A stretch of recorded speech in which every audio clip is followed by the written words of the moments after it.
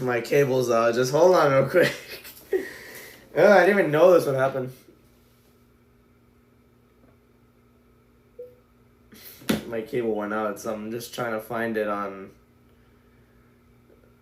Okay, there, the TV app. There we go. Yeah, my cable's out, so I'm just trying to run it on the bootleg site that I have here. Obviously, there's insert soccer on here.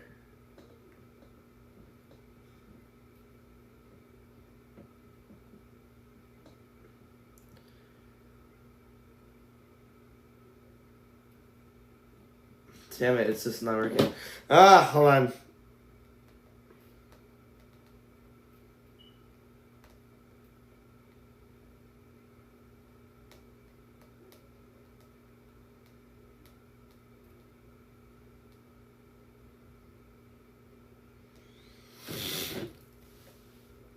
My cable's out, so I'm like, no, that's not good.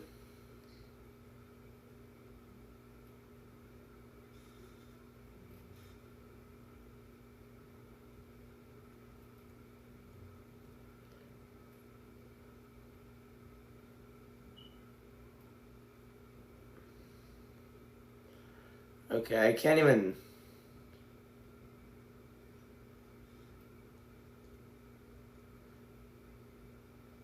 Okay, there, I might have gotten it. Okay, USA Network, there, I might have gotten it. Hold on, this is BS right here. This is a pain in the ass sometimes.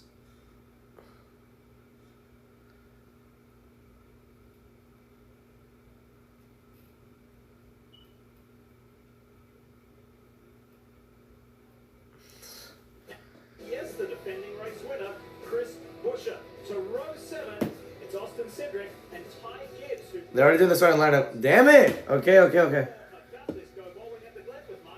I'm a little bit stressed out right now because it took me so long to find that channel, or it took me so long to load up the website, so. This morning he said, listen, the summer has been very up and down for us on the 20 team. We got those 3 wins early in the season. We need to focus this week. Alright, so let's do the starting lineup right here, so let's go over it right now. Starting first, you have Ryan Blaney. Then you have Shane Van Gisbergen going in second. Chase Briscoe third. Ross Chastain in fourth. Kyle Busch qualified fifth. Michael McDowell solid sixth as well. Alex Bowman seventh. Carson Hocevar eighth. Christopher Bell ninth. And William Byron rounds out your top 10. You're going to have Joey Logano starting 11th. Chris Buescher in 12th.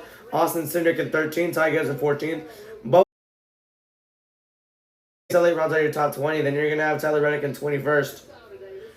Denny Hamlin 22nd, Justin Haley 23rd, Josh Berry in 24th, Austin Dillon 25th, Kyle Larson in 26th, Todd Gillen 27th, Riley Harrison 28th, Eric Jones in 29th, and just going to have John and Nemechek running out your top 30.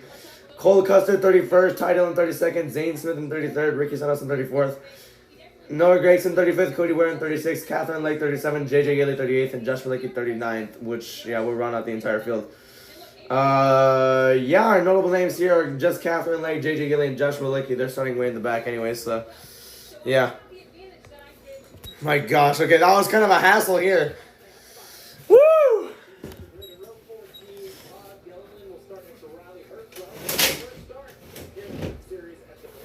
So, yeah. That was a little bit of a hassle here. I mean, my cable went out, so then I was like, oh no. Because the cable went out, so I couldn't even see what the race, because it's on USA Network and USA's cable. So I had to literally go to the website, to the bootleg site, and just get the race from there.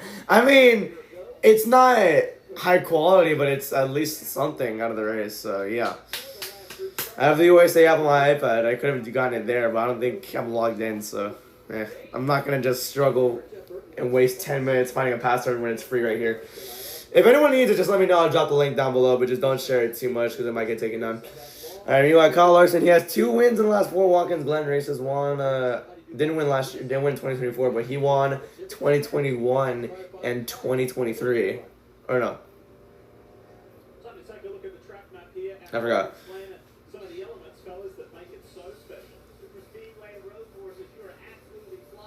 There's turn 1. Everybody's going to go way on the outside of the track. There's no such thing as track limits on this track anymore. This is not Formula 1. This is NASCAR. Here the S's in turns 3 and 4. Carrying a lot of high speed, so you're going to have to just control your car as hard as you can.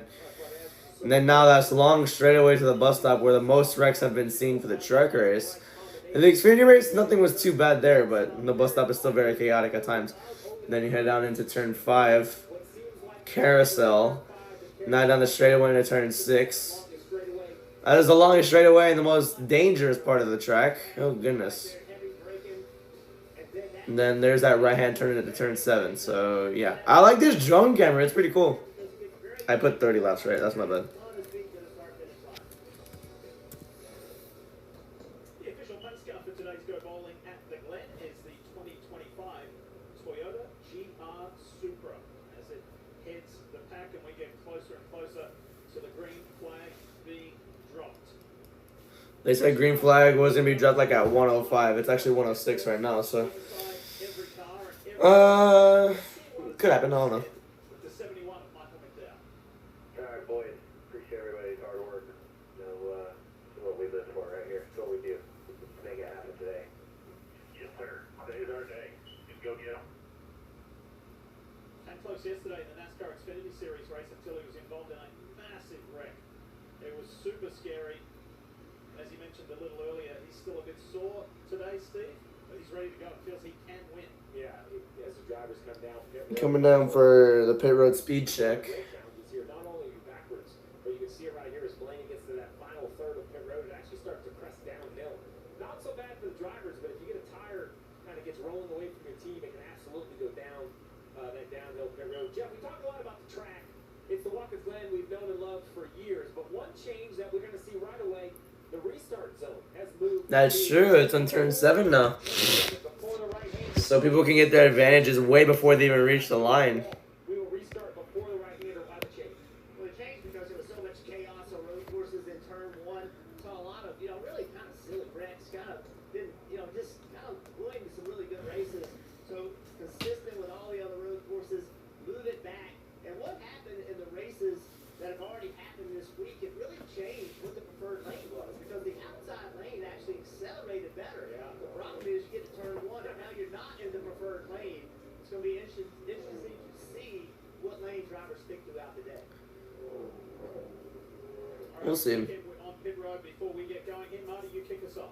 Ryan Preece, the first one out of the playoffs, coming off back-to-back top 5s for the first time in his career lead and gained 19 points on his teammate Chris Buescher at Iowa last week. But when I talked to Derek Finley, his crew chief, this morning, he said because where we're starting today, 17th, pretty deep in the field, I'm not sure what strategy I want to play. 2 stops, 3 stops. I'm going to see what the other teams do. I would love to get stage 1 points. That's my plan as of now. But I think the plan for everyone, Kim, is going to change all day long. Well, Marty, Chase Briscoe is on a bit of a heater with 3 runner-up finishes in the last 4 races. And at first glance, that might seem like a good thing. But race teams, well, they're always looking for more. And for this 19 team, they told me the only second place finish they're happy with is when they finish runner-up to SVG at Sonoma. Otherwise, those second place finishes they view as missed opportunities. Crew Chief James Small told me playoff points are a premium. The best way to bank those is to win races. They firmly said we have to win more. Briscoe's gotten second in 3 of the last 4 races. Last one was Iowa. Right? Yeah, last one was Iowa. What was the race before that? Dover? No, Indianapolis. But that wasn't the race. Dover to Denny Hamlin, and then there was Sonoma to SVG. I'm going to watch what he does and see what he does. That is, if I give him the lead. It was a nice blend after qualifying. There you go. Very sunny day at Watkins Glen. But Ross Chastain tucked in behind his Hopefully, honestly, what people on Twitter are looking for is a normal, boring race, so it won't be as chaotic. Because you have the truck race, which was an okay race until a shit show happened at the end of it. And then the Xfinity race, way too chaotic. It just got really stupid really fast. Ended up taking way too long to finish. I'm just hoping for a clean and boring race today, honestly. From the top guys no less, I would expect that. So we'll see what happens here as the pace car pulls off. They're in the restart zone in turn 7 this time. Green flags in the air. We're racing at Watkins Glen. SVG got the start, but did he jump it? Wait, I don't know, honestly. I don't know if he's going to get a penalty for that. I don't know if they still do that where if you pass the leader before the line, you get penalized for it. I don't know if they still do that. Blaney got the advantage going into turn 1 though. Pretty clean start for him. With SVG inside of him now going falls a little bit. But Blaney clears SVG now going into the little straightaway. Or no, I don't know why I said little. To the big straightaway to the bus stop. Everyone's fanning out pretty well here. Here we go to the bus stop. Blaney leads the way through. Tucks in that 19. Ross Chastain right behind. This is the moment here where Van Gisbergen lost it a year ago. Exactly. He lost to the Busher that last year. I think that was in the playoffs. I think that was in the playoffs because I remember football was happening at the exact same time. Yeah.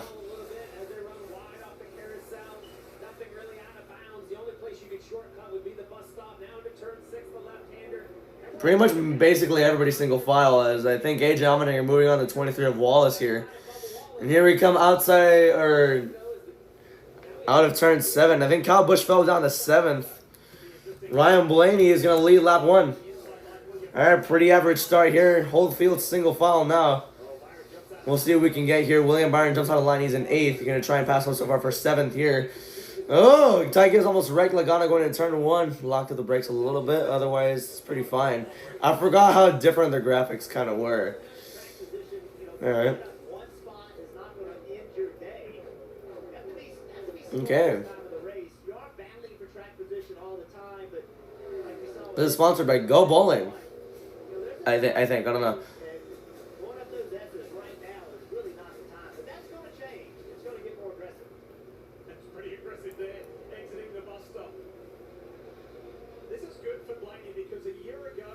Blaney, I don't think I've really seen him lead at Watkins Glen unless I'm gaslighting myself. I don't know. Last year I didn't watch the race, but 2023 I don't think he really led much of the race. I think it was mostly dominated by Byron Hamlin.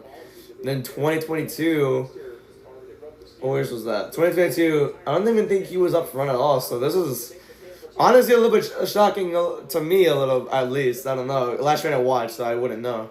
But interesting to see Ryan Blaney lead the race. We're on lap 3 now. We'll see what happens. As I just studied a whole storm there. My goodness.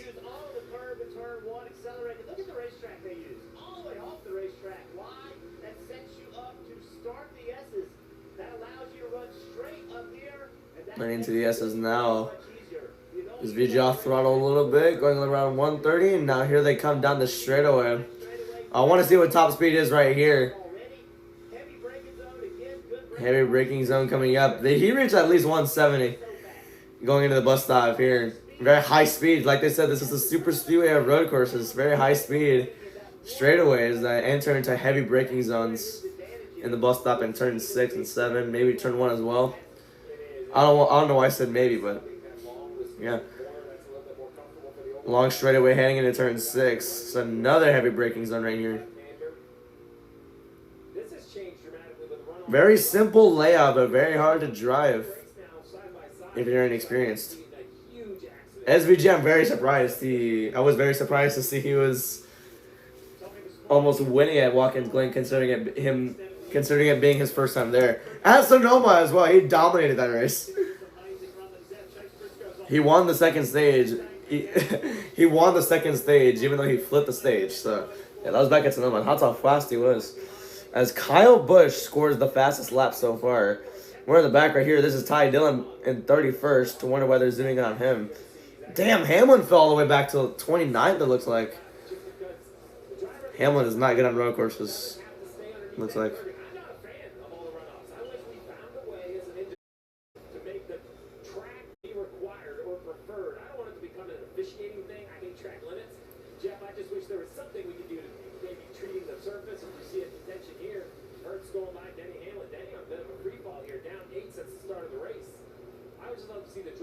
So he's talking about track limits, okay. Yeah, Hamlin's dropped 8 spots since the start of the race. That's not good. I wonder what's going on with him. Is Alex Bowman's going to pass William Byron here? Alex Bowman gets by him for 8th. Busher, last year's winner, 10th now.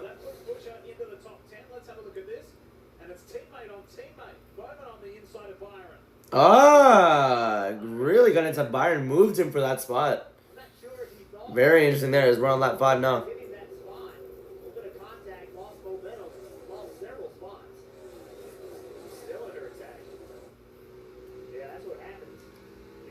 Here's Ty Gibbs right behind Joey Logano here. Hamlin's back to 31st now. Come on, Catherine, like finish good again. She finished 17th in Indianapolis with the Live Fast car, so that's pretty cool. Ty Gibbs, where's he at? He is around. I think he's like in 13th. Yeah, he's in 13th. I was right. Wow, I called it dead on.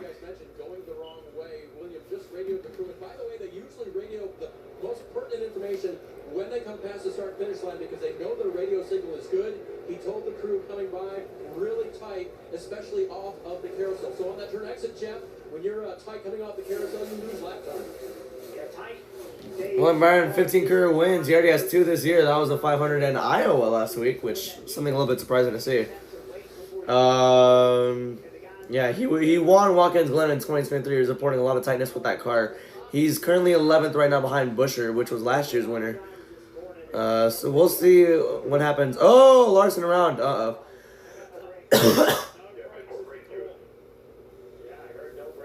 No brakes for Larson, it looks like. Uh-oh.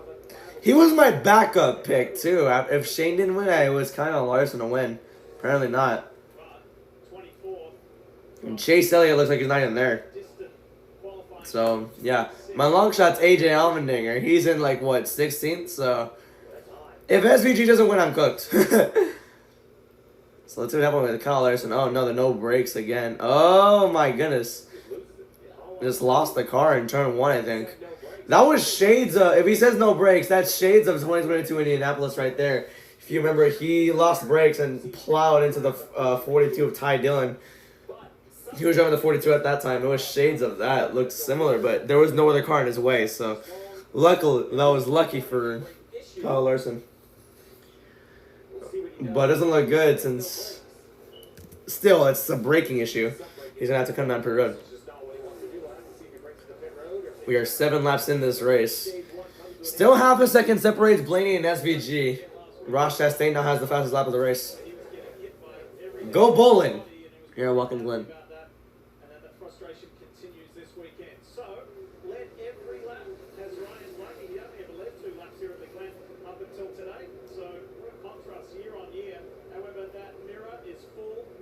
As now Kyle Larson's down per road and dead last right now. Let's see. He's made it to his pit stall lead. Can he bring the car to a stop? Gingerly, yes, he does. And you mentioned last week at Iowa, Cliff Daniels told me they've got that car home. It was destroyed in so many ways. But again, this weekend, mechanical issues for them. Steve, what would be your checklist as you hear the driver complaining about brakes? Well, it's clear to me looking at just the helmets, but those aren't the normal tire changes. Those are the mechanics going over there right now. Reading his radio, he says he can pump the brake pedal up and get a pedal, but then when he steps on it, it slowly decreases like you're bleeding the brakes. That tells me they have some sort of fluid leak. It's not just air in the system, so that's what I'd be looking for, Dave. Much like these crew members are doing right now, looking underneath the hood, see if there's any fluid on either of the calipers. Nothing obvious, but this is going to be hard to diagnose. Probably a day ender at least to be competitive. Yeah, that's not good. Meanwhile, up front we have SVG catching Blaney. Although Blaney got a really good exit there, so Blaney, he's gained 3/10. We're going side by side. We're on lap 8.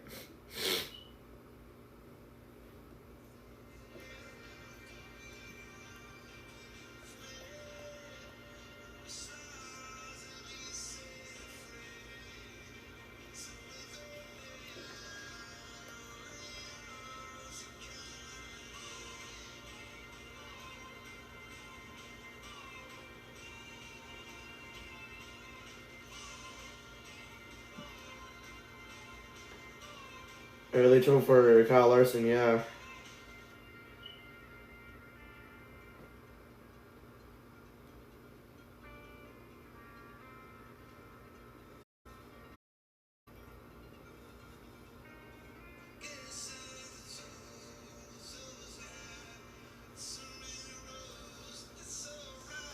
Now let's check scores real quick. Reds are up 4-0 against the Pirates, going to the bottom of the 3rd inning. Astros are up 2-0 against the Yankees, going to the bottom of the 3rd as well. Marlins are up 1-0 against the Braves, bottom of the third. Twins are up 2-1 against the Royals, top of the fifth. Then you have the Orioles and Athletics still scoreless at the bottom of the third inning. I think the NFL is also going on right now. I think the Dolphins game is going on. I forgot. I didn't put it on my screen. Dolphins are winning 14-7 against the Bears right now.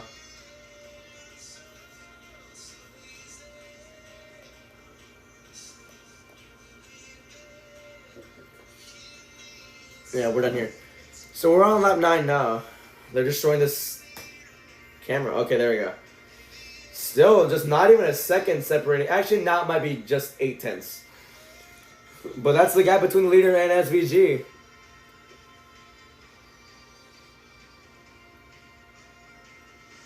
Yes, here we go. Lap number 10 here. 11 laps to go. We're going to Richmond next week. So that's fun, I guess.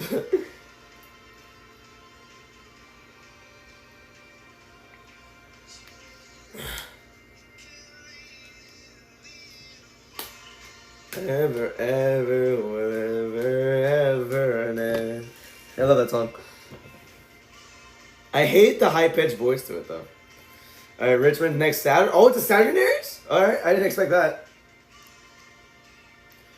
Oh my gosh, I cannot wait for September 4th, man. I don't usually watch preseason football anyways, so who really cares?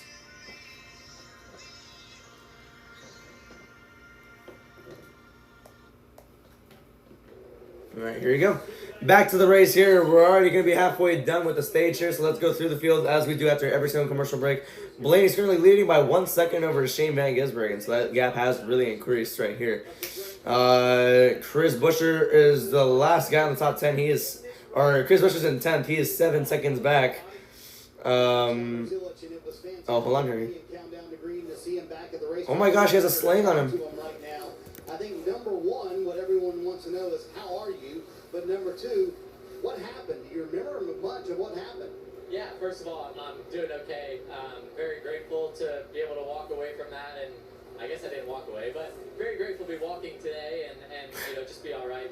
Thank you to all the medics who took care of me, everybody who reached out and wished me well. I do appreciate it a lot. And yeah, I was climbing out of the car, and obviously the window net was on the door, and as soon as they started spraying water, my foot slipped, and the last thing I remember was being halfway down and falling. So, glad it wasn't any worse, and that the collarbone is the extent of the injuries. But hate I couldn't make it to the race today and give myself a shot to go get a good result for Trackhouse and Red Bull. So what happens from here? Because obviously you're contending for an Xfinity Series championship. You have the benefit of no weekend or no race next weekend. You're not racing Richmond, so what happens next, and how long until you're back in the car?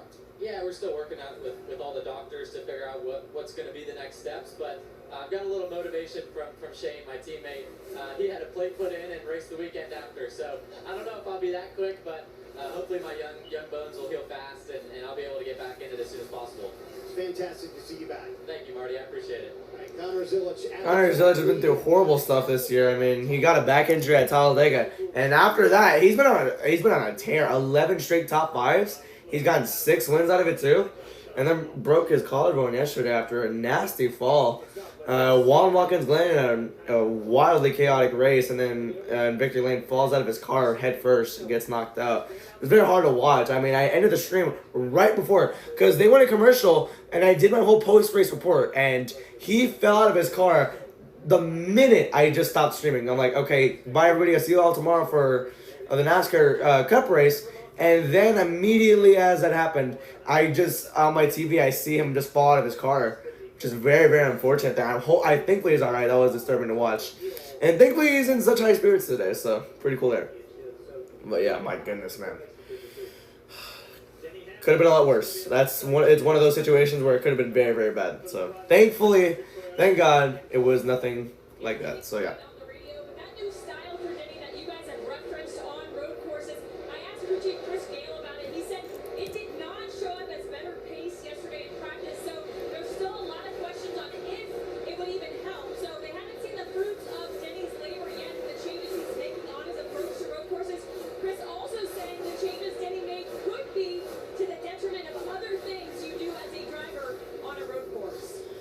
Denny Hamlin, his only road course win was here at Watkins Glen. That's it. And that was in 2016. 2016 was his best year in road courses. He almost won Sonoma, but he got pounded by Tony Stewart. He choked the lead as well. And then he won Watkins Glen. So yeah, it was a good year for Hamlin on road courses in 2016. So yeah, well, back to it. Let's go through the field because I forgot to do it. But yeah, Blaine is still leading this time by only 8/10 though over Chris Buescher, who's in 10th. He's 9 seconds back. I don't know why I messed up really badly right there. My goodness sake, I'm embarrassed.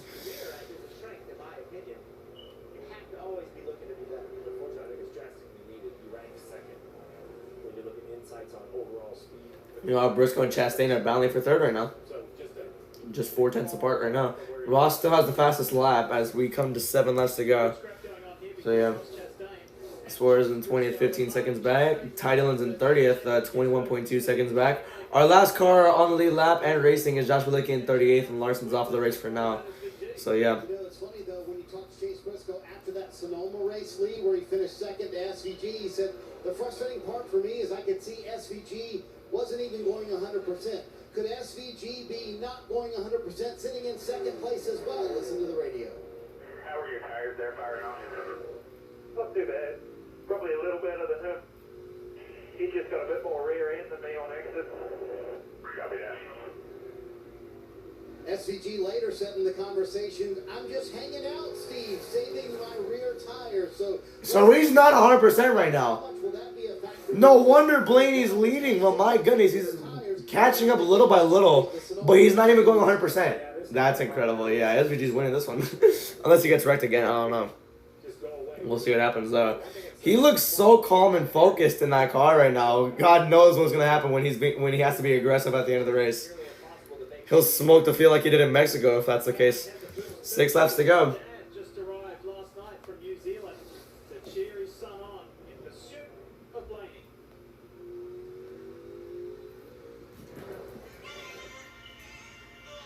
This is a base demo. Alright, everything is the same score right here.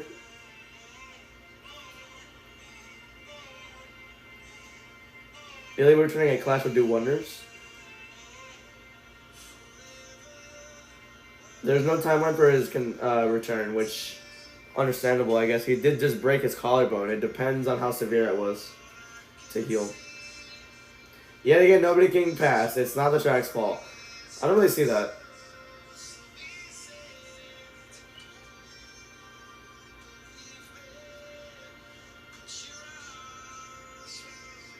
Is this the same exact demo?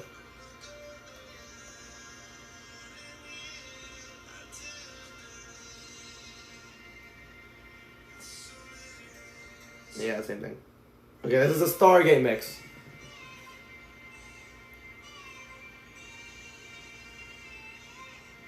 Can you stop? I hate that stupid sound. I don't know why. And this is a Stargate demo, so let's see how they'll do here.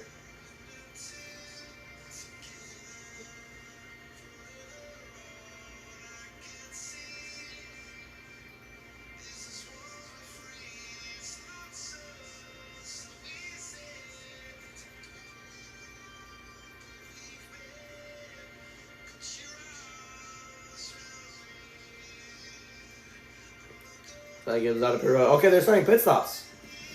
Oh, there's a strategy pit stops. All right, interesting. Is this the exact same demo like 4 times around? It's the same rough vocal, same instrumental, except the last one had more bass in it.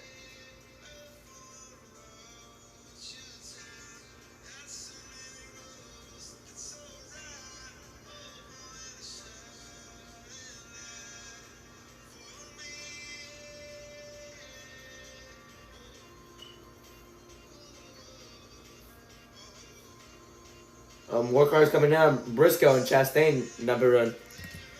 Okay, now I'm questioning why they went a commercial when there's strategy pit stops happening here.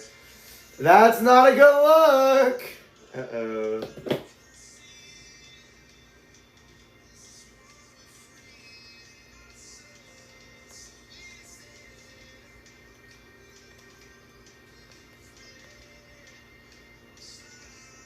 There we go. Back at Watkins, Glen, where green flag pit stops are underway. The 19 of Chase Briscoe completing his stop, lacking rear grip was the biggest complaint, Dave. Ross Chastain had a top 4 qualifying run. Car was pretty good here. In fact, they told him he was getting better, especially into turn 1. Chastain, Bell on pit road, Wallace, Reddick, Jones, Cindric, Keselowski. A lap or two earlier than expected with 4 to go. You would normally see 3 to go. I think the strategy to this is to get new tires, get a little clean air, and try to run a fast lap. And also, if we get a yellow, then your pit stop is already done. We'll see if Blaney or SVG pit this time around. They could run really a whole nother lap because they'll get 3 to go here. And if the leader, they can close pit road with 2 to go. So leaders stay on the racetrack, no surprise. More people are going to come down pit road this time by as well. This time, so I would imagine the leaders will pit. Really, the only question for me is who doesn't pit, whether Busch McDowell on pit road, and there's Kyle Busch as well. McDowell on pit road, Marty. With the first pit stop on pit road, McDowell hits for some changes here. But the car was a little bit lazy on the turn. I'm going to call Busch. He had to back up, I think. You saw him go a little bit long. Most of our Logano, Allmendinger, Haley, Barry, Dillon, Gillen, Hamlin, Herbst. It's like we'll really go into its climax here. Oh my gosh. Locked at the brakes going into his pit stall. Went a little bit more forward than he should have. Had to back up into his pit stall. Cost him a lot of spots there. Goodness, he's now in 14th. McDowell way ahead of him now. I don't think he lost spot, but I think he definitely lost a lot of time.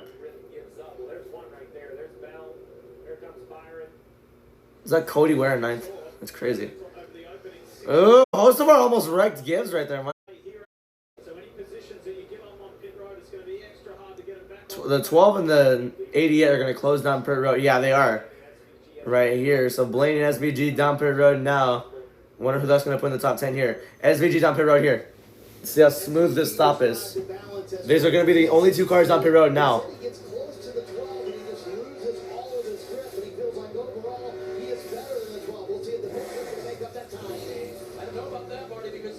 Two to go. 12 seconds flat for SVG as Buescher takes the lead. So they'll try to back that up here. Ryan Blaney said the balance on this car is okay. They'll get 4 Goodyear tires, fill it full of Sunoco fuel. Let's watch the race off of pit road. Oh, Blaney's barely going to beat him off of that. He got a 10.8 second stop. That's why. Barely going to beat him off pit road. Or any other guys going to come out here? So Blaney and SVG will still get stage points in this stage. So now with this revised top 10 after the pit stop cycle through, you have Buescher in first, you have Bowman in second, Ryan Preece in third, which is very much needed, by the way. Chase Elliott in fourth, Nemechek in fifth, Stenhouse in sixth, Ryan Blaney seventh, SVG in eighth, Cody Ware in ninth, wow, and Chase Briscoe run out your top 10. So those are the guys who did pit or who did not pit. Blaney and SVG did pit though, so now they're still in the top 10 though.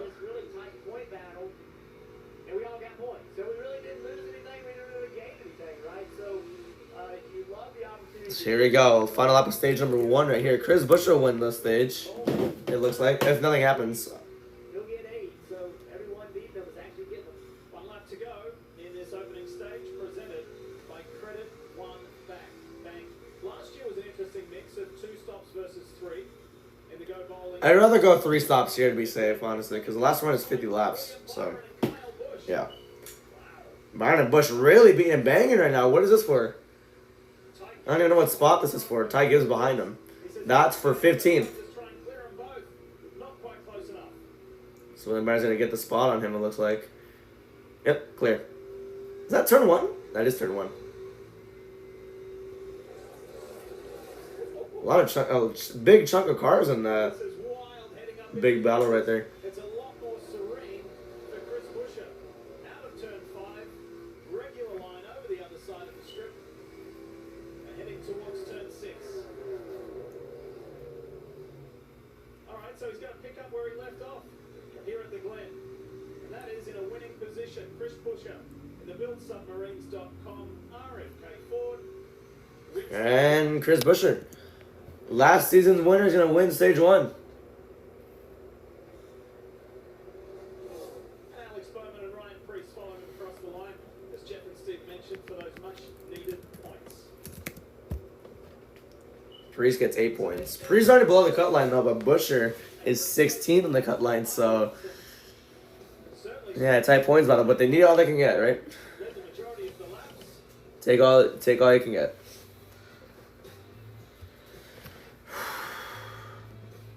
So, you like NASCAR but don't love the elite four?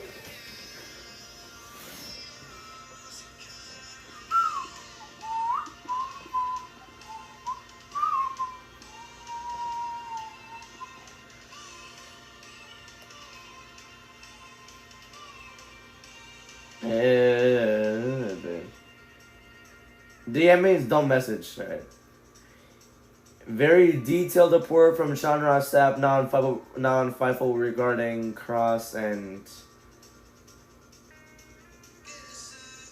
Scarlet. Oh no. We'll see what happens here. Off the plane and on the ground in beautiful Quebec City, Quebec, where tomorrow night I bring you Monday Night Raw live at 8 Eastern, 5 Pacific. My last Raw being full time. Better to be on the broadcast than Quebec's favorite son, Montreal's own, Sami Zayn. No, I forgot about Rusev. Rusev, plus the biggest match of her life. Maxine Dupree will oppose the Women's Intercontinental Champion, the man, Becky Lynch, and the Women's World Championship. Naomi defends against Io Sky, who walks out with the gold. Tune in tomorrow night to find out. And kicking this whole shindig off. I think he said, Best in the world. I thought he said shit. I'm not gonna lie to you. Tomorrow night live from Canada, 8 Eastern, 5 Pacific, on Netflix. Yeah, I bet. A home run for the Braves as they tie it up at 1 in the bottom of the 4th inning.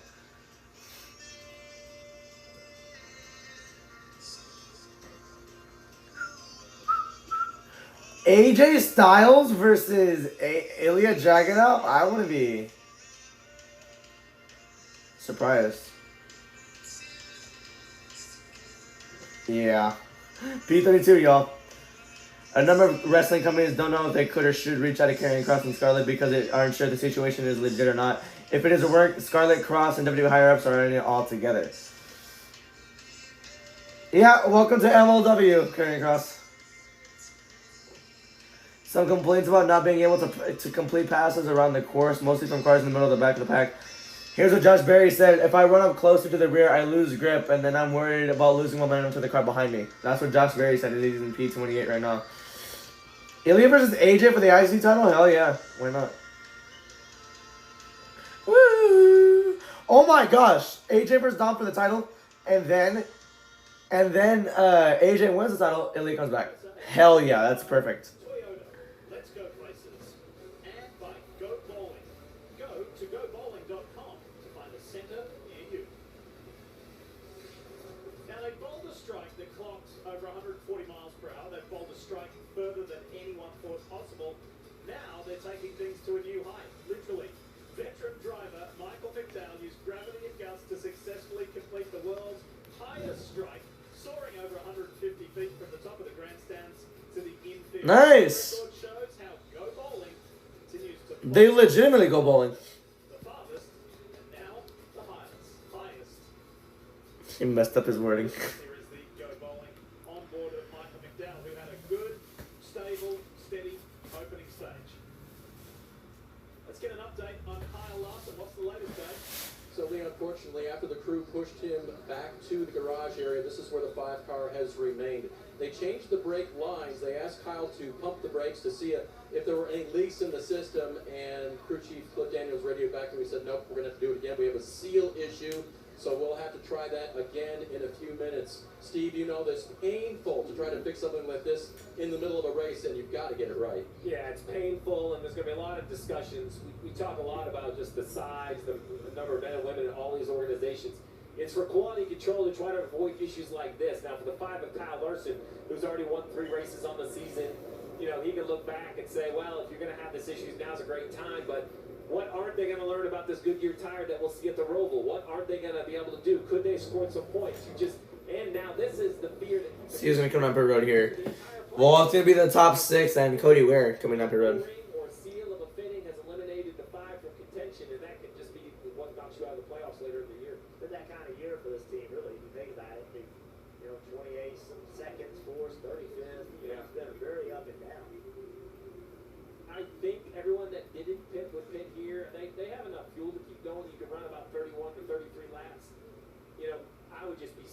start at the front with old tires. These tires. Yeah, I would too. I'd rather pay here. Especially on a track that's high speed. Well, tire work doesn't really matter. I'm just worried about fuel. Busher, Bowman, and Priest. To your point, Jeff, they're kind of. I don't want to say come down. I'd probably just do 3 stops in this race, and yeah, that'll be it. That strategy. Nobody really gained or lost anything, but if you chose to pit before the end of the stage, you would have given up at least 6 or 7 points to your competitor. It'll be interesting to see if Busher sets the stage if everybody else is vomiting. Well, Bowman's pitting. Busher stays out. Bowman on pit road, Marty. Alex Bowman coming down pit road, but Ryan Priest did not come down pit road. Nemechek and They were a little Stenhouse. bit long here, committing to a 2-stop strategy. John Hunter Nemechek finished 6th in the stage. He did come down pit road. Alex Bowman on pit road in front of you, Kim. Yeah, actually, talking about Chris Busher, they debated the option to try and use track position and clean air or pit and be 25th on the restart. Ultimately decided to stay out. He asked, how many laps would I have to go? They said 17. It's a big ask. More laps without falling, they would be in a better spot in the final stage. Dave. Alex Bowman off. Understandable. Now 4 tires and fuel. This car has been good all weekend long, and they believe that this was the time to pit. He needed some stability through the S's and some overall rear grip. That stability through the S's is important. Fastest part of the racetrack, a good place to pick up time. Only 3 cars. I think Bush is going to take advantage of this car just being impossible to pass in.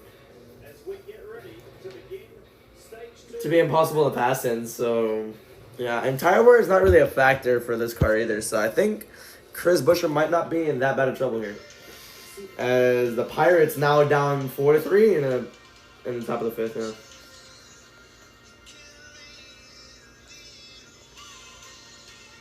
Cody wearing 10th, yeah.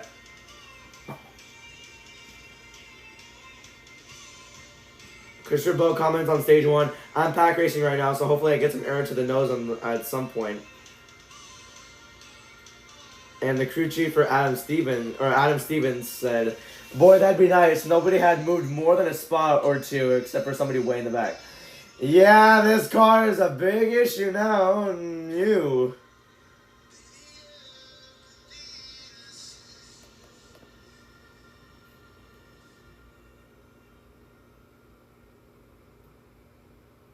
Roman Reigns will be at Clash in Paris.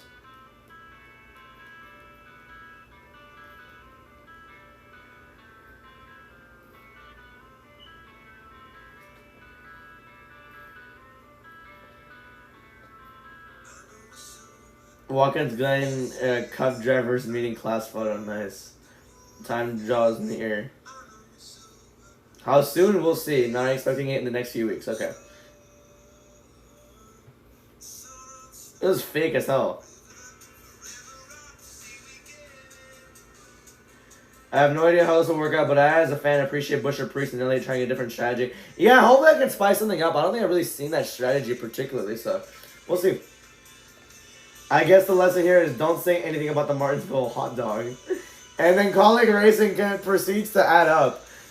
Proceeds to add in. Martinsville hot dogs are the best. We at colleague only ever eat Martinsville hot dogs at every meal ever all the time. Alright, colleague. Alright, colleague.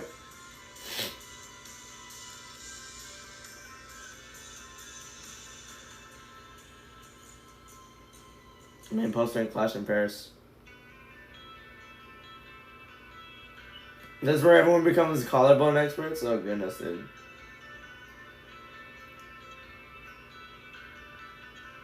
Logan has no ring awareness. Alright. There's a 90% chance of tropical development in the Atlantic over the next few days. Hurricane is likely. Next name is Aaron. We're barely in the East? Alright. Yeah, it's just blatant racism. I don't want to say what it is, but it's just stupid. Visionary Mike. I've been saying everything about him. How stupid and annoying he is. Nobody wanted to believe me. Should we be surprised, DJ, that the 3 drivers right around the cut line all stayed out and earned stage points there in stage 1? No surprise at all. I mean, you have to play the game to a certain point.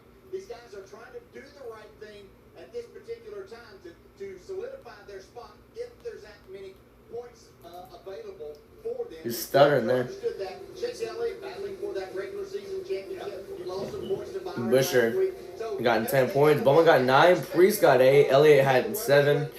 Nemechek got 6. Stenhouse got 5. Blaine and SVG, even though they pitted, they still get 4 and 3 stage points. Same thing with Briscoe. He ended up in the top 10. He got 2, and Cody Ware gets 1. Wow. But I don't like starting up there on these older tires when you've got some really fast race cars right behind you. That was never a good feeling for me. This restart should be fun to watch, Stiff, with those older tires up front and clearly some quick cars right behind them. Yeah, including the pole man and the guy who's led the most laps today, Ryan Blaney's first one up in 4th. There's going to be a lot of crew chiefs on pit road really watching this restart because there's a big deviation. Okay, my bad, my voice cracked. At this stage, half the people I talked to said you have to pit before the end of stage 2. The other half said you can stay out. So, yeah, RFK Racing teammates on the front row. You have Blaney and Elliott row 2. Briscoe and SVG in row 3. McDowell and Chastain in row 4. And running out your top 10 is going to be William Brown and Christopher Bell. Imagine if Priest takes the lead. I think he would really need this stage one. Actually, I don't even know. Because Bowman and Busher. Actually, now it's just Bowman's in the back now. So Busher and Priest, they're basically at the same place when it comes to the playoff cut line. 16th and 17th. So, yeah, they're fighting each other for points right now, which honestly would be pretty cool to see. We're going to have 16 to go when we go back to green here for this stage. A graphic view of how it works. Well, the opposite side of that, if they pit, they'd be where Bowman is, who's 31st. Yeah. So, the only notable thing that happened was Larson spinning out and his race ending. That was the only interesting thing that happened in the first stage. I don't know why I started there. That was horrible. Green flag, back in the air. Ryan Priest with the advantage. Coming to the line is we're 3 wide for 3rd. Between SVG and Ryan Blaney. Priest gets the advantage as he's going to try and run away as hard as he can from the rest of the field coming through. Bush is trying to block as hard as he can. Priest trying to run away. Yeah, here's a playoff bubble right here. Since Priest is the leader, that puts Bush up -1. So that's interesting right here. 3 wide for a second. SVG is able to get there. Bush is going to be left in the dust. He's going to get swallowed by the pack. Ryan Priest trying to run right now as hard as he can. Meanwhile, Blaney lost his spot to SVG. Is SVG going to try and creep up to Priest? Oh, he's there. He's right there. He's right there. What the 17 doesn't want right now is to bleed too many spots in this stage. Not going to be that long of a stage. He doesn't want to bleed too many spots. As here's SVG going for the lead right now, and he's easily going to get it. Okay. SVG to the lead, as here he goes, about to lead lap number 5. His first lap led in this race. Whoa! Gibbs almost squeezed McDowell into what? Where is McDowell? Oh, he's in 10th. Never mind. Everybody's still a double file. Mostly mid-pack. So there's Reddick. I have not seen him in the race yet. So this is interesting here. SVG takes the lead. He's pulling away. Busher now in 6th. So now, oh, okay. So what I'm speculating here is long run. In the long run, it becomes super impossible to pass. That's what I'm thinking about here. Elliott's dropped 8 spots. Wow, that's a lot. Bush has dropped 4. Hocevar has dropped 2.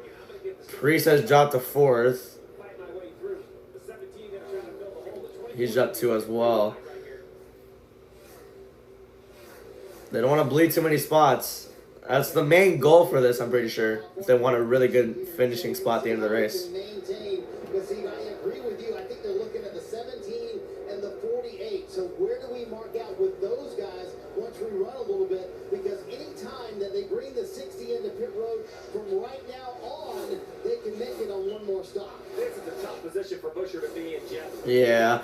Busher's being swallowed up right now, but Priest is managing that really well. As Kyle Busch going to go underneath him for 5th right here. Busher's managing this really well. McDowell, though, going to try and use the outside. Everybody's scrambling in turn 1 like they usually do. Priest now down to 7th. McDowell trying to get to him for 8th. Ty gives him the outside to McDowell.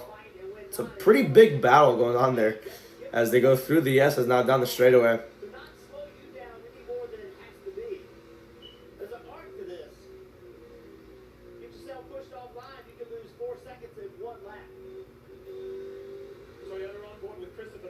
Damn. Look at one of his JGR teammates up ahead in Ty Gibbs, who's having a really nice run today. He's cleared McDowell.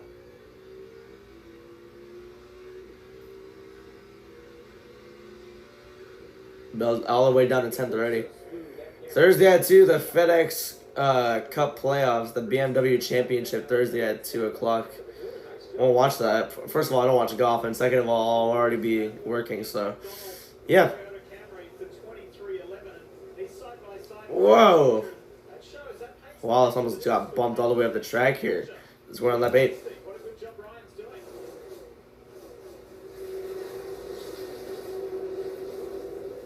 I thought there was gonna be a report there or something. I don't know. They went quiet. This is Reddick. Oh man, they're 4 wide back there. Whoa, Elliott! Oh, it's gonna be a wreck. They all saved it. Wow. They went 4 wide. Keselowski, Dillon, Reddick, and Elliott. I thought they were all about a wreck right there. My goodness. Thankfully they didn't. They all saved it. Elliott's bleeding spots. Oh my gosh, losing a lot. How many spots did he lose there? Chase Elliott down to 24th. Wow. Bowman's in 31st. Wow. So Alan Gustafson says we're giving up time. Let's just come to pit road, jump onto a different strategy. Oh, bury around. Yeah, he lost the car. This is my close pit road. Is he gonna get going? I don't think he's gonna get going again.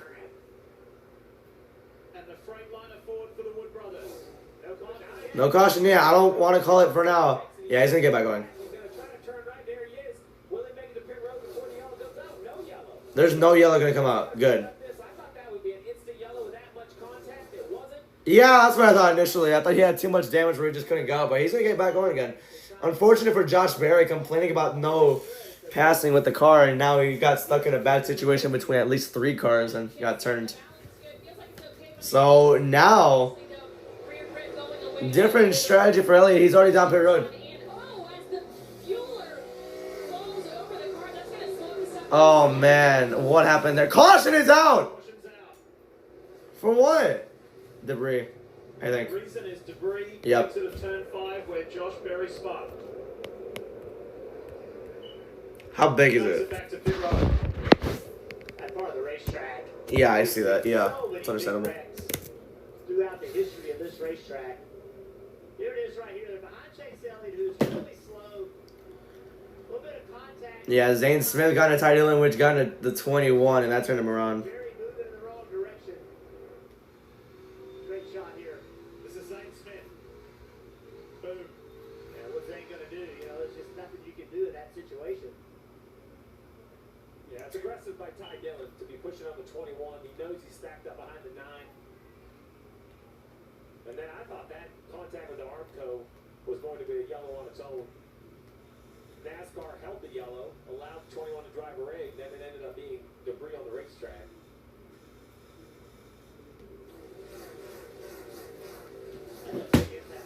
Yeah, that's a bigger impact than I anticipated. I thought they were gonna call the caution right then and there. Here's the replay of Chase Elliott's stop. Kim reacted to this. Yeah, watch the gas, man. He comes into this second can right here and trips over the tire. Oh man. Now, luckily, he was the only car on pit road, so there was really no penalty to a slower stop. But this could have been much worse. That is 100 pounds of fuel falling and flailing around back there. So great thing and a great job by Chase not to leave on the jack. Good communication between crew chief and team, but man, that could be scary when that fuel gets going. That's John Giannato, big, strong John Giannato, keeping that gas can from hitting the ground. And so the Hendrick guys do things a little differently than some here. I talked to their pit crew coach this morning, and he reminded me that the tire changers stay where they are, if you will. They don't reverse direction. So the rear stays there, he becomes the front becomes the rear. He said the hardest part, though, is what happens at the back of the car. They're not used to all of that stuff going on back there when they reverse these pit stops. So, Steve, that's where the confusion, not confusion, but just practice that they don't do every week. And this week caught this a little bit out there. The best thing I can equate it to is layups. Remember when you played basketball as a kid, Lee, whichever your dominant hand was, you can make a layup, and whether you're a good or a bad basketball player, that feels pretty common. Then you try to use your non-dominant hand, I could barely even make a layup. So for the gas man, the tire changes, it's the same job, but it's awkward. You're stepping with the wrong foot first. You're moving in the wrong direction. The choreography, the timing, just everything is backwards. We talked about it in the pre-race. It's the smallest detail. The big difference, Jeff, is pit stops used to be multiple seconds slower. Now these teams are doing it basically just a few hundredths of a second slower than they do at the ovals. It's amazing to watch them. Those guys are so trained. They do such a great job. Another thing that happened there, which is really important at this racetrack, most road courses for that matter, is just the communication from the spotter. There's multiple spotters around the racetrack, and sometimes because of that, there's miscommunication because you normally only have one guy. The spotters did a great job of telling Chase, caution's probably going to come out, and pit road is open. Small things make a big difference. We've seen races won at this racetrack because the spotters see an incident, they get a guy on pit road at the right time and others don't. Good communication from some guys that don't normally do it. Yeah, a lot of bluffing here. No real takers at the front except for Ty Gibbs getting off strategy a little bit, the 21. And then I assume we're going to see the 60 of Priest, 17 of Busher as expected. But some more takers back there, Marty. Barry and Gibbs down pit road, and I think 4 others followed in. So 61 to go here. Clearly a fairly even split. And that tire situation later in the race. Speaking of tire situation, Ryan Priest said, listen, if we stay out, we're just going to keep bleeding spots here. We cannot do that. Although it does feel like him, the car pretty good on the longer run. Yeah, his teammate at the top of the screen, Chris Buescher, didn't manage the restart on all tires very well, just lacking in rear grip. They did not think that caution was good for their strategy, but they still think they'll net out positive. We'll see how that shakes out for them, Kimmy, when we come back. All right. Stage 2. Let's see. Well, how that's gonna go. Damn, alright, so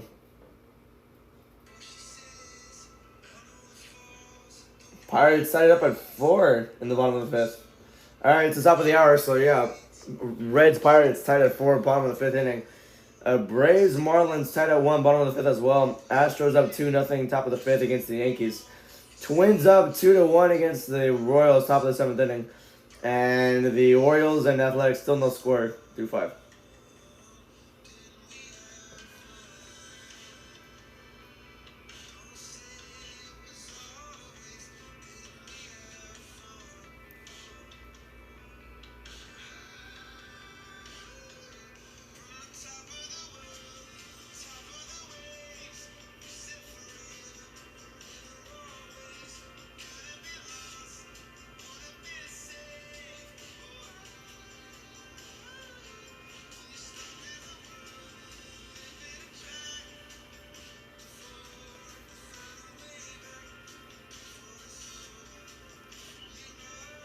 Quebec. Or Quebec City. No. Home run by the Orioles. 1-0 as that happened. RBI double for the Braves to take a 2-1 lead.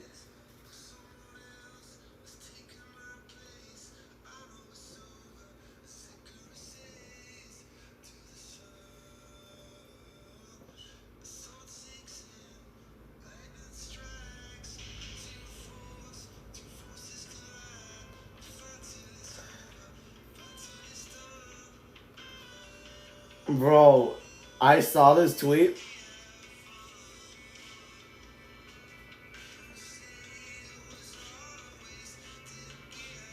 Bro, I saw Nathan Frazier's tweet and I thought he was leaving WWE. I was about to cry, bro. Alright, here we go. What the heck? They cut immediately. Wow, what was that commercial timing? Green flag back on the air, by the way. What the hell was that? Green flag back on the air, back underway. SVG gets a big push on that restart. Gabe Blaney the outside, ran all the way up the track in turn 1 here. As we slowly get back down to the S's, SVG clears Blaney for the lead here. Is everybody fanning out? Kyle Busch with a power move to 5th. Wow. Cindric in the top 10. How about that? There's McDowell. Damn, almost wrecked Byron going into the bus stop. Oh my goodness. Kyle Busch in 5th. How about that? Well, almost had a big crash with McDowell again. Exiting the bus stop this time. I think he said, all right, William, you or I are going to lift, and it's not going to be me. And you put William in a position where he just had to lift to continue the fight the rest of the day. Either that or wreck. These two guys were just getting into it. Austin Cindric and Michael McDowell. Did you see that on the exit of the bus stop? They were roughing each other up. Bubba Wallace had a front row view of that. McDowell goes wide, tries to get the inside run. There you go there. McDowell trying to get this position on Cindric. Coming down, it will be 8 laps to go on the stage. The spotter can't see it. So not that it's a wrong place to make the pass, but you got to be careful there's not contact just because drivers aren't expecting you to be the driver's right. Ooh. Perhaps with a wild movie. Wild attempt to pass Austin Dillon. Didn't really get it there. Right here, Ty Gibbs. He is the monster car with the green roof number on the right-hand side. Left is the 45, right is the 54. Remember, he paid for those tires, and this is what it looks Busher, damn. There's a playoff bubble as they run. Busher still plus 21 over Ryan Preece.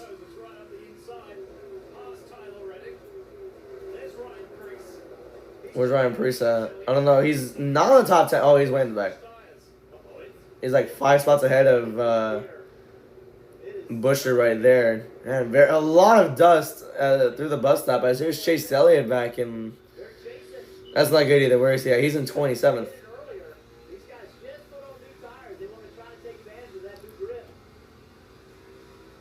I forgot Elliott put it. every lap, every corner, somebody's dropping a wheel. I love this shot. Look at the Chevrolet onboard camera, that right rear suspension. Now as he turns to the right, watch the left rear suspension of the 54, 54. Kind of squats and rolls to the left. There you go. There now we're on lap 34. 7 to go on the stage. That's what it controls, right? So they're trying to run down Ty Gibbs. The rear of the car actually rolls. Anti-roll bar, by design, by name. A lot of tire 11. A lot of smoke coming out of him. the drivers and the crew chief says. And range turn 1 here. Once it's really easy to lock up multiple times. They're showing the back mostly, which kind of interesting there. As Nemechek gets ahead of Suarez. That's how intense it is, and that's all the way back in 23rd and 24. All these guys hate each other right now. It's Yeah, they definitely do. I mean, it's already extremely hard to pass. Denny Hamlin, aggressive move to the bottom. It's already extremely hard to pass, and it's just very frustrating. As much as we do through the bus stop there, that's the back cam. That's going at 100 miles an hour, parallel with the cars. Awesome shot. Chastain. Ridgey and Blaney and Chastain in the top 3 right now. Briscoe's in 4th, Busch in 5th. Pretty nice there. Wallace is in the top 10. Nice. The opportunity to pivot 3 to go is available. I think that's the move I would make. I think it gives you the best opportunity into the final stage. We saw how much old tires struggled. Whoa, my bad. 6 to go here. So I don't think you want to stay out on old tires, but the decision is about 3 laps away from the leaders. Cam, what you got? Yeah, we've got a big name in the house. Michael Jordan here cheering up his 2311 drivers. And good reason to be cheering for Bubba Wallace today. Bubba running in the top 10 currently. You know, we used to come to road courses and know Bubba was going to struggle. And he's been honest over the years. There was a time he hated them. But over the years, he's worked hard on coming up with a plan, studying, understanding where he needs to position his car to make speed. And he feels like he's definitely starting to click with things on road courses. Still knows that there's a lot more room to grow. Right now, happy with the car. Wants to find a little overall grip, but brakes are good, he said. And he feels like they have a great car today. He's running P9 right now. He has 3 straight top 10s. I mean, he already has 3 wins in his career. One at Kansas, Talladega, and most recently the Brickyard 400 earlier this year. Snapped a 100 race winlet. Why are they going to commercial? He was happy with that. Are they going to commercial? They are going to commercial. Wow, I'm very surprised there. Twins are now up 3-0 against the Twins, top of the 7th inning. Meanwhile, the Astros are up 4-0 going to the bottom of the 6th now.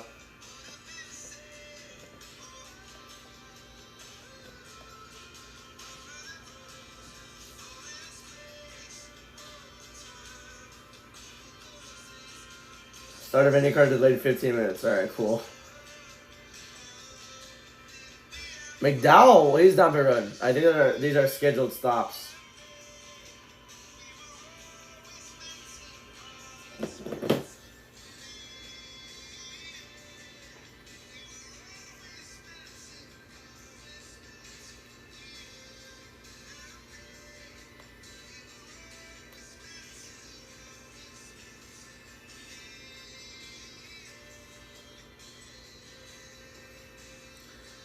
All right.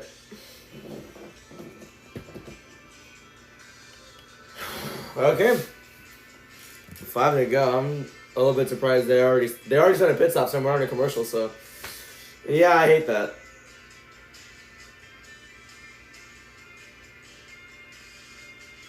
Is Kyle Busch down period or what?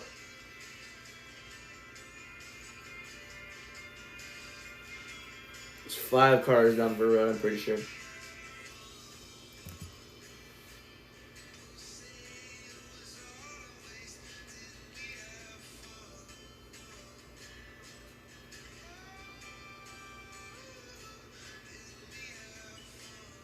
Send down period is what I think Logano is. I haven't heard from Logano all race. Oh my goodness.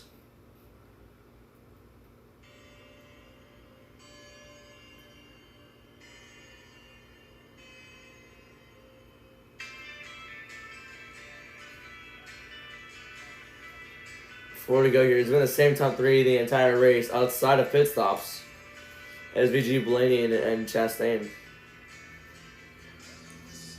Outside of pit stops, obviously, when it's just regular racing. As the the Athletics have set it up 1-1, top of 6 right now.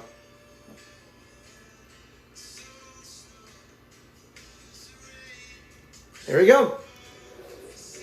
I think Blaney just stayed out. Here we go here in stage 2 of Watkins, Glen, and the man who led the most laps in that stage, 12 of them, Shane Van Gisbergen, coming to pit road. He said the rear tires were much better on this run, but now the clean air made SVG, Chastain, Briscoe, and Wallace down pit road right now. a really nice stop in stage 1. We'll see how this stop goes. Pretty clean, Kim.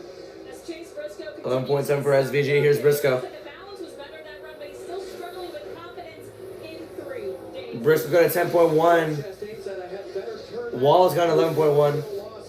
So 4 here in fuel, and he's gone. So we've got a split at the front, and look at this. Oh man, it's between SVG and Chastain. It was really close heading out of pit road here. Wonder how far they fell. We'll see. Let's go through the field. Actually, no, there's pit stops going on. I don't think I can. So yeah, that drops them outside of the top 10. I'm pretty sure because the caution just happened as well. We'll see what happens with Blaney. I think Byron might be able to have a window to come in. I don't know. It's a stage win, which is a playoff point. So Blaney might say, you know what, I want to take the playoff point. His car is so good, this is a tough decision. Let's see what he does. He's taking the playoff point. Yeah, so that's going to close pit road. Anybody else? Nope, they're all married to this strategy now. So all of these teams are going to stay out and get points. Everyone's staying out, and now nobody can come in. Shot for a lot of guys. I was shocked we'd see this many guys stay on the racetrack. All right, so this new revised top 10 after the pit stops happened. Blaney in first. You have Byron second.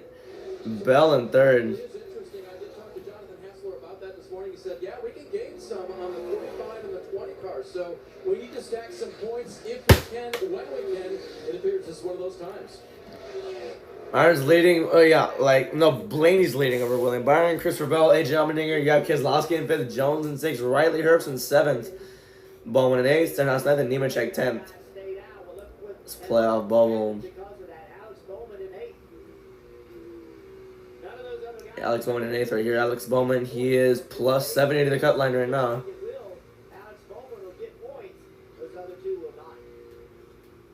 That's true. Alex Bowman will get points. Okay. Busher in 14th right now.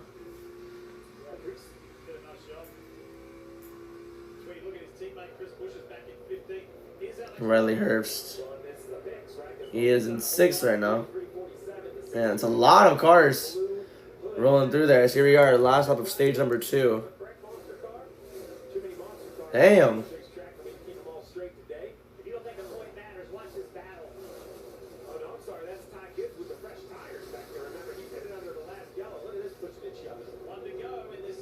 All up of the stage. They're all going to scramble to get points here. 3 wide. Oh my gosh. Between Legacy Cars and Eric Jones. They're all Toyotas here. Jones got moved. And Barry. Uh-oh. I think he broke something on the car. Nice save by Eric Jones. It looked like he broke something. I don't think he did, though. All right, we're still good. It kind of scared me a little bit because of the way he just started pirouetting. I don't know why I said pre-writing, my bad. All kinds of pressure. Oh, crash! Oh, yeah, that's a caution. Check set around on the entrance of the carousel. I saw the smoke, but you can't tell if it's I am very simple. Yeah, they're going to have to call the caution for that to just repair the wall. He's going to keep going.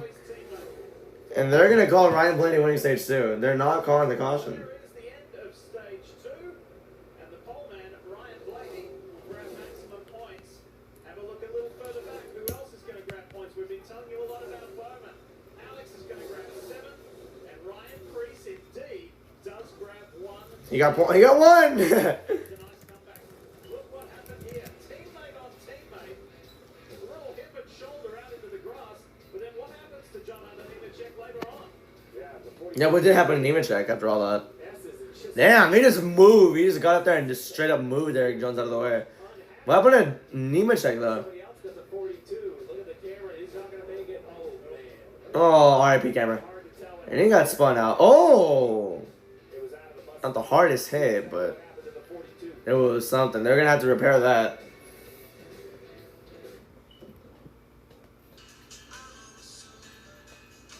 Reds now 5-4. Our home run was just hit.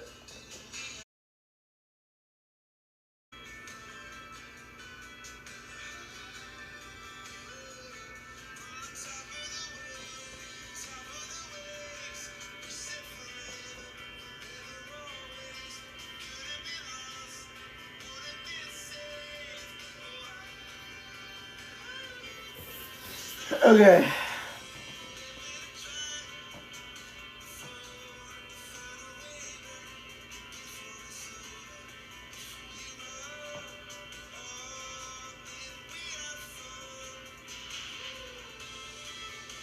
Okay. I think I missed a good amount of these notifications.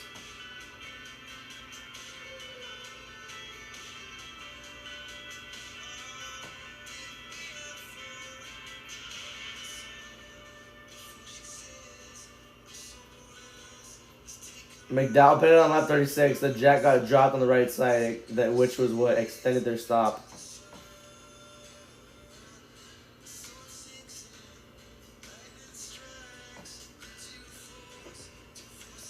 Now, an RBI double for the Reds gets them up 7-4 now.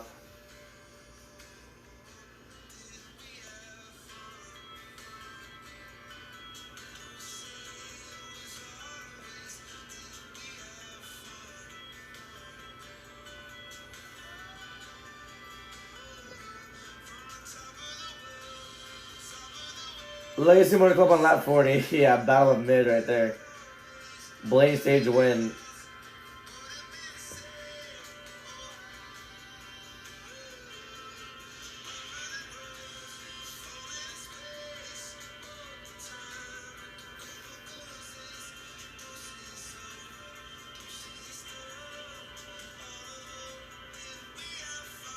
We won theory, yep. I don't think I've seen karma happen that quick before. Yeah.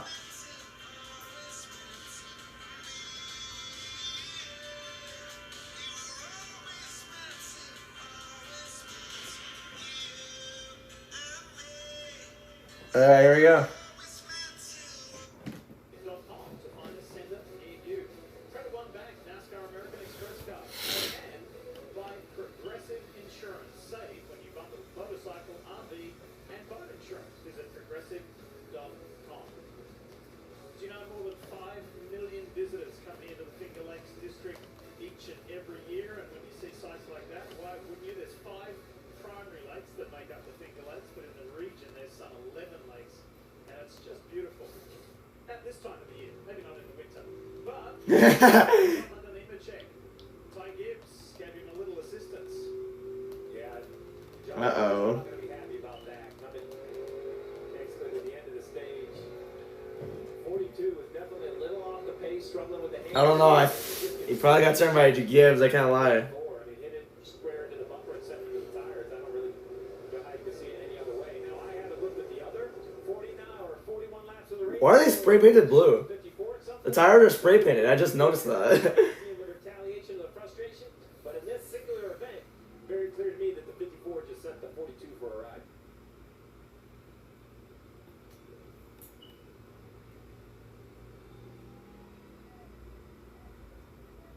getting to that point in the year, Jeff. We talked about it, how aggressive it is in today's racing, today's NASCAR, and the high speeds of this racetrack, which has been consistent since the day we first came here. Contact in that corner, it will send you around. It's almost impossible to control the race car.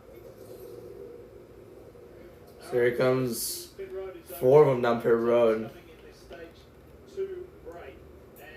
Allmendinger, Keselowski, Herbst, and Stenhouse, and there's another 5 back there. Between the two guys who have dominated this race in Ryan Blaney and Shane Van Gisbergen. Kim, AJ Allmendinger's in. Yeah, picks from the 4th position. A lot of debate on the radio whether they would stay out or come down and pick. Ultimately deciding fresh tires were worth it because he was very loose in the right-handers, Dave. Interesting you say that, Kim. Brad Keselowski told me this morning tires will be a factor. Their fall off, the fact that we may want them to make our way through the field, but it's all about strategy and tires. They'll take theirs here and head off pit road. I think AJ barely won the race off pit road here. Would really love to. They need to win to race their way in to the 2025 NASCAR Cup Series playoffs. After today, only 2 to go.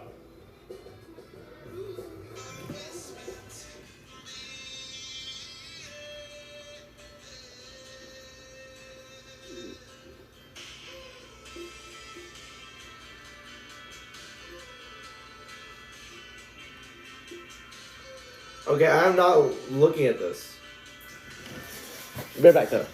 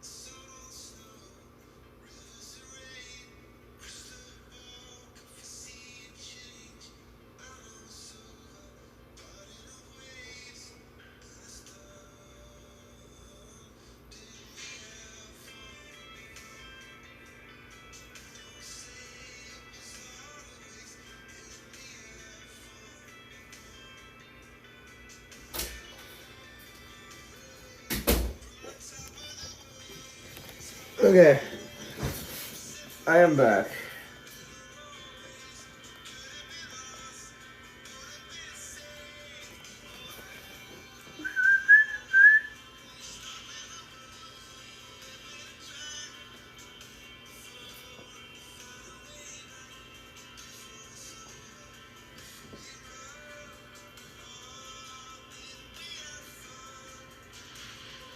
Give me this as a Mania match? Yeah. I'm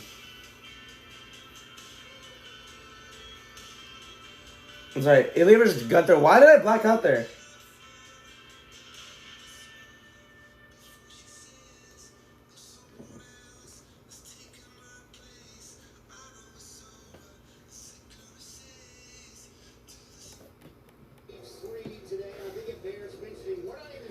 Mrs. Puff in the passenger seat having a panic attack.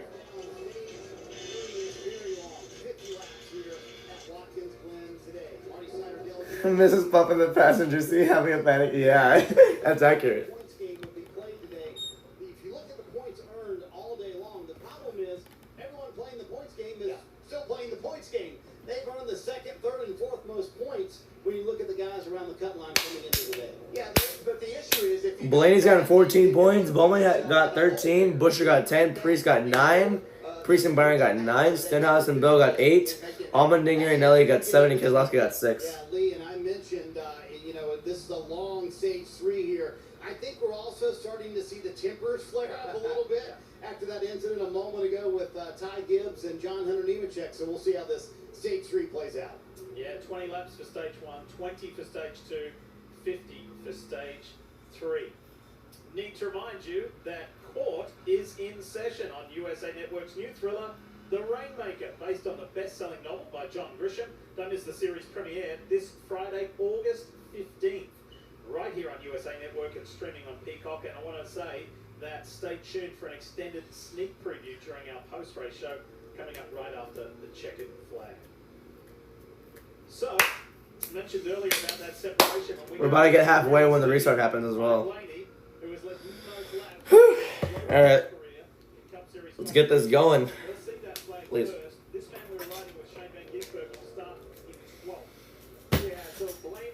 So Blaney, Byron, Bell, and Bowman, they stayed out at the end of that stage, so now they have a little bit of worn tires. Is Denny Hamlin in the top 10? I'm fainting. The entire top 11 did not come down pit road to end the stage. Gisbergen, Chastain, and Briscoe, where they are right now is 12th, 13th, and 14th. So we'll see what they can do. So that means about lap 58, the pit window opens, but these tires slip and slide. Do you want to pit at 58 and have old tires at the end of the race? We'll just have to see what all these crews decide. Split it. Yeah, split it. Pit with 23 to go. It's a gamble, but if you don't want old tires to end the race, which I don't think really matter, then just split the race in half. Otherwise, put on lap 58 though to get correct on fuel. Green flag back in the air, back underway here. Blaney and Byron to start off this one. And Hamlin got immediately swallowed up. Reddick underneath him. Oh yeah, there's gonna be at least one spin through turn 1. Oh my goodness. A lot of cars just scrambling everywhere. Blaney gets out ahead though. He's fine.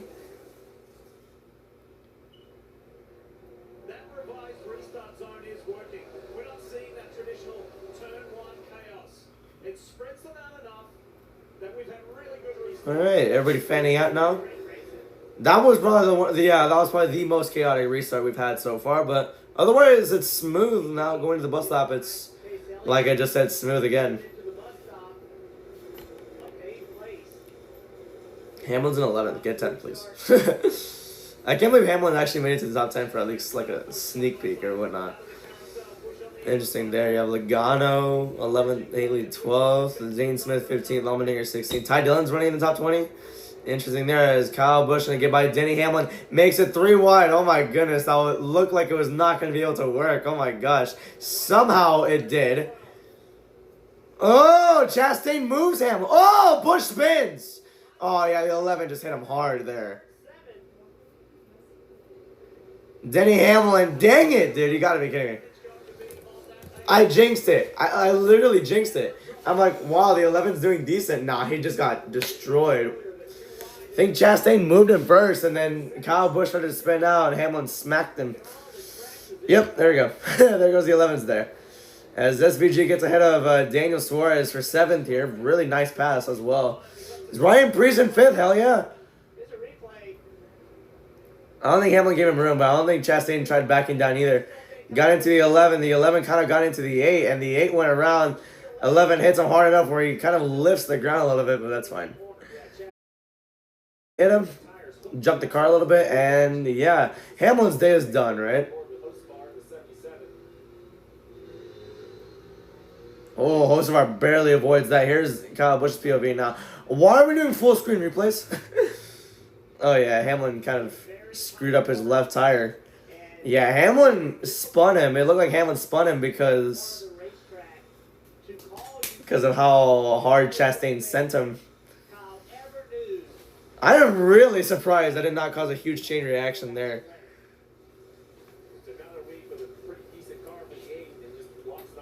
8-10 separate Blaney and Byron now. Bowman's in 3rd. SVG makes his way up to 6th here. Hamlin's down at 25th. Yeah, actually 35th. I'm sorry. I don't know.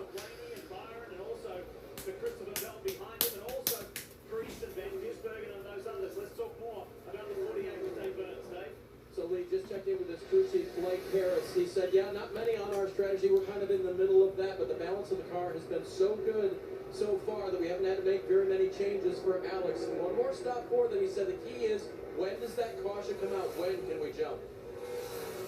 The idea would be you would want to pit the lap before the yellow.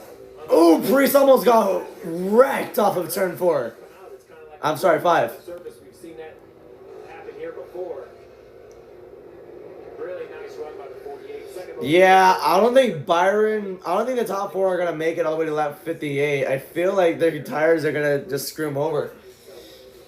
I mean, tire wear, maybe on this track it might actually be a factor. You never know. So we'll see, as now they're getting to the red spots on their tires. No! Did the sight go out? Okay, good. SVG going by Ryan. Did the website really just crash?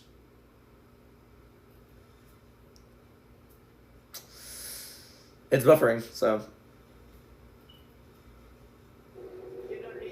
Alright, SVG underneath the 60 car of Ryan Priest here. Well, I just delayed the entire stream, like, I don't know by how much, but.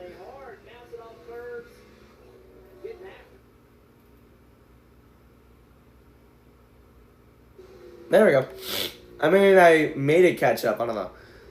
But they want to pit when the window opens, let's say around like lap 58. I don't think they're going to make it there, honestly, with the tires they have. Well, it could be an exaggeration. The Gen 7 is really bad with tire wear, but wouldn't be surprised. Is Larson racing? Larson's racing. Okay.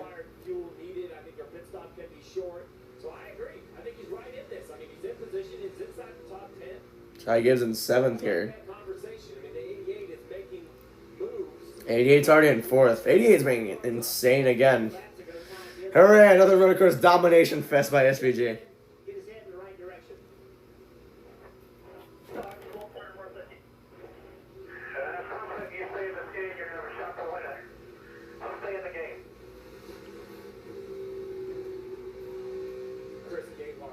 People who, yeah, Chris Gapehart, really good crew chief. People who haven't stayed in the game haven't won the game, so stay in the game. It's really cool there. Gapehart, honestly. I'm really sad that he's moved on from Denny Hamlin, but he's a really good crew chief. He's very useful. He can really help with the driver. And Ty Gibbs has stayed in the game so far. Jeff in 7th, right in front of him. Ryan Priest in 6th, having a fantastic day, as you guys mentioned. So they pitted at lap 30, Steve. And there was a lot of conjecture in the garage area this morning. Would you pit as soon as the window opened to make it to the end of the race? But with all this tire fall off, Steve, would you want to go a little bit longer? Split stage 3 in half. I think a lot of teams are thinking as soon as that window opens, and for a lot of the 4 teams, that window opens in 2 laps. They might come to pit road to try and make it to the end of the race. Yeah, I mean, I think 40 to go is just way too far out. Yeah, I agree too. It's way too far out. I mean, Watkins Glen, I mean, has been kind of a fuel-saving race, but I don't want that 3 weeks in a row. I mean, I'd rather it just, if they said lap 58, just screw it, go lap 58.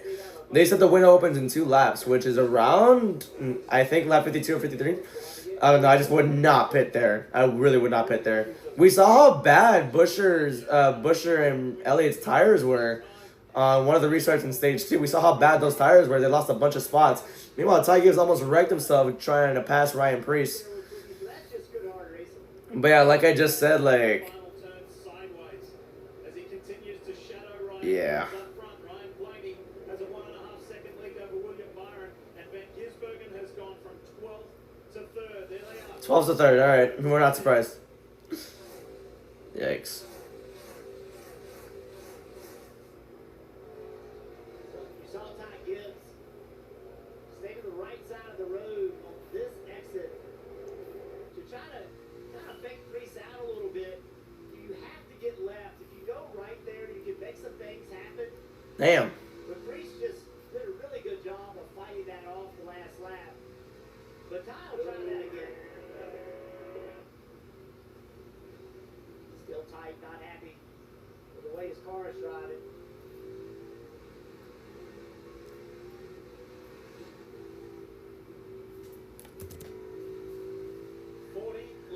Gibbs is really struggling here, just trying to pass Priest. I mean, he's being very aggressive. I don't think he should have wrecked him, though.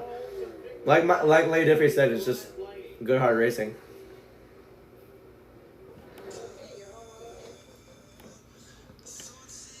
And checking scores again. Twins and Royals tied at 3 going to the top of 9, so yeah.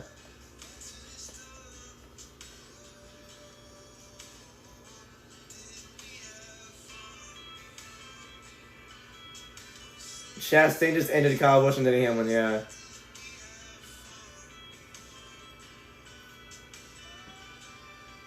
Kyle Busch is moving forward, yeah, I agree. Hamlin hasn't said anything in the radio yet, nope. SVG's the only one coming. He's about half a straightaway behind. Otherwise, there aren't much tires incoming. Or there aren't much tires coming. Okay. Not racing with D-heads would certainly help. Responds Kyle Busch after that incident with Hamlin and Chastain. That's what Kyle Busch on the radio. Kyle Busch was told that wasn't your fault. The one dive bomb to the 11 and hit him with the right rear and gone to you.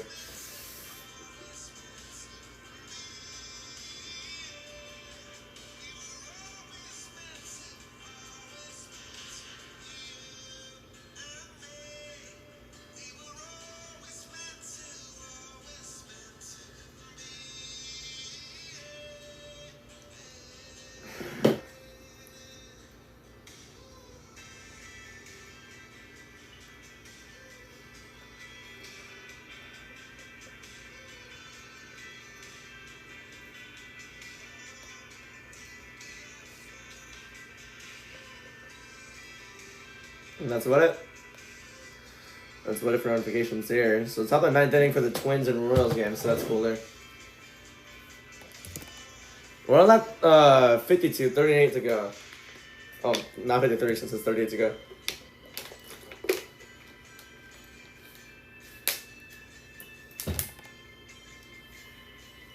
Okay, I noticed some solid differences with this demo. How about demo 4? I know the Stargate idea, but this is demo number 4. Let's see how it is here.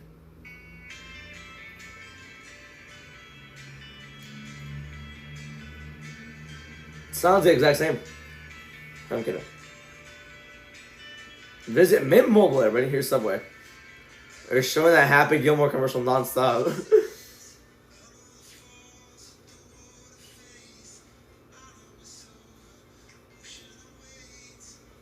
Okay, I can hear kind of a synth running here.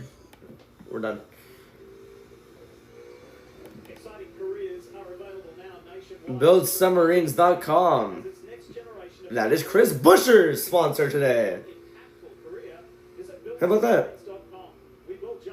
What are they building? Oh, sorry. What am I? I'm stupid. I thought they were showing a movie trailer. I'm sorry. All right, well, back on USA, the Go Bowling race at the Glen as Buescher tried getting into Suarez. Here's McDowell trying to get into Chase Elliott, or trying to battle Chase Elliott.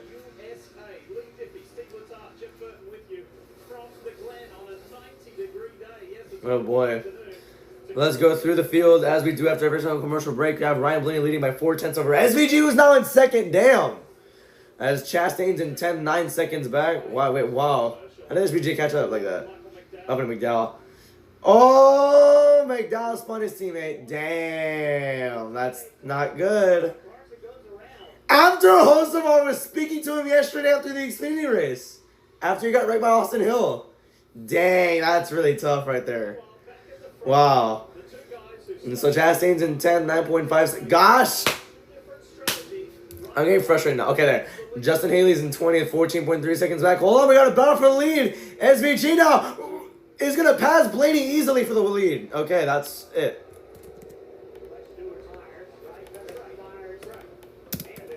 Wow, that's fast. All right, he's already half a second ahead of him now. Okay, that's it, I guess. Wow. We're on lap 55 now. That's no longer a battle. So, yay. My gosh, yeah. Blaney, Byron, and Bell low on fuel. Priest is down pit road. The pit stops are beginning. So let's see what we can do. Mohawk, what a sponsor. Yeah, we mentioned the window would open here pretty quickly, especially for I don't know if I would have taken this right here. To his teammate Chris Buescher, Priest has been very happy with the long run speed today. He's going to need it with 36 to go. Yeah. I'm not happy. Buescher got an 11.3. Priest got like a 16.7. Oh no, Reddick got 11.5. Yeah, Priest lost a lot on this stop right here. There's a whole bunch of cars that are going through the bus stop right now. Whoa, Ross! Destroyed Briscoe. Oh my goodness, man. Wow. They were battling for a top 10 spot too, and Chastain, that's the second JGR car he's just terrorized today. Goodness. And that's what I was saying earlier. Like, we always see when it finally comes to somebody wrecking somebody else, but there are 100 of those that happen all day long, not to mention all season long. My goodness, Ross. Trying to file those away. So he's just Wallace had already squeezed him up a little bit. Ross is on the Ross was bumming out. Ross put Bum on the wall. here, and Bubba's not giving him anything. So that opened up an avenue for Chase. Then Ross just plowed into the 9th. Ross is not making any friends. First the 11, the 23, and the 19. That's already 3 cars he's already terrorized today. Oh my goodness, dude. And Kyle Busch, because he plowed into Kyle Busch. So here's William Byron, Wallace, Gillen, and Kyle Busch are down pit road. Wallace had a 10.4 stop. They're going to wait on field for William Byron. They learned from the Iowa race. 13.9 for William Byron here. Todd Gillen took 15.2, and Kyle Busch 11.4 on his stop. Window is going to be kind of a long, you know, the car's going to drip in maybe 4 or 5 cars at a time. Some ovals we go to, it looks like yellow. Every car comes at the same time. We'll see at what point. Different strategies on this course. Hell yeah. Although with the gap that Blaney and SVG have on the field, it just, I don't know about this right here. I thought SVG was pitting right there too. No. Is Blaney pitting soon? Yeah, he is. I was about to say, like, if he's low on fuel, is he going to come anytime soon? What about Bell? Is he going to come in? No. He's low on fuel too. What about Bowman? He's not coming down. Who's the next car to come down? I don't see anybody. Blaney was the only one to pit there, it looks like. Oh my goodness. 34 to go.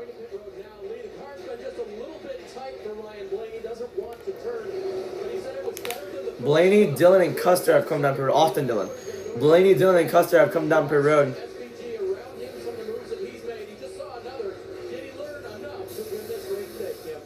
Austin Dillon coming off a top 10 finish at Iowa, his first top 10 since Texas in May. That car is the Waiting on fuel here. Adjustment made. It got him a 15.7 second stop. Austin Dillon got 11.4 seconds on his stop. Custer currently underway with his stop right here. There's a whole another cluster of cars in the mid-teens here, battling for spots. Briscoe's up to 7th here. Chastain's up to 5th. I forgot Wallace pitted. I was looking for him. As so far, every single car except for Larson's on the lead lap, and everybody's still racing. So yeah, that's about it. Our only caution was debris. So yeah, that's about it. Chastain was able to clear. Ty Gibbs. Speaking of the 54, the Monster Camry, let's have a listen to some recent radio. And now, so we gotta do something. Well, I'm sure you got a real good understanding back from inside the car. So, you know, you can call the strategy if you want, or we can keep rolling. But I was. Oh boy. Wow. Okay, things are getting heated on the radio for Ty Gibbs as Cole Custer just got a penalty on pit road. Yikes. Chase Elliott on pit road now. Chase Elliott and Daniel Suarez on pit road right now. I just got to keep the left rear on it. Remember, so many right-handers. Suarez 10.6, Elliott 13.3. Point, Cam, when we talk about tire wear and rear grip going away, the left side seems to be the challenge as the 54 drops his left side. He's under attack by the 22 of Logano.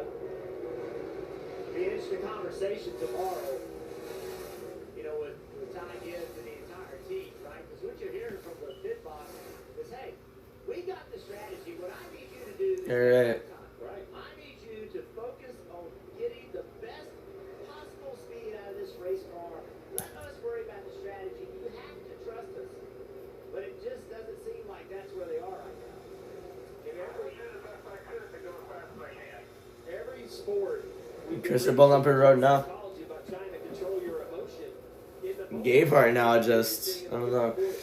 Bell, Bowman, and Haley down pit road right now. But dissension with Ty Gibbs and his crew right now.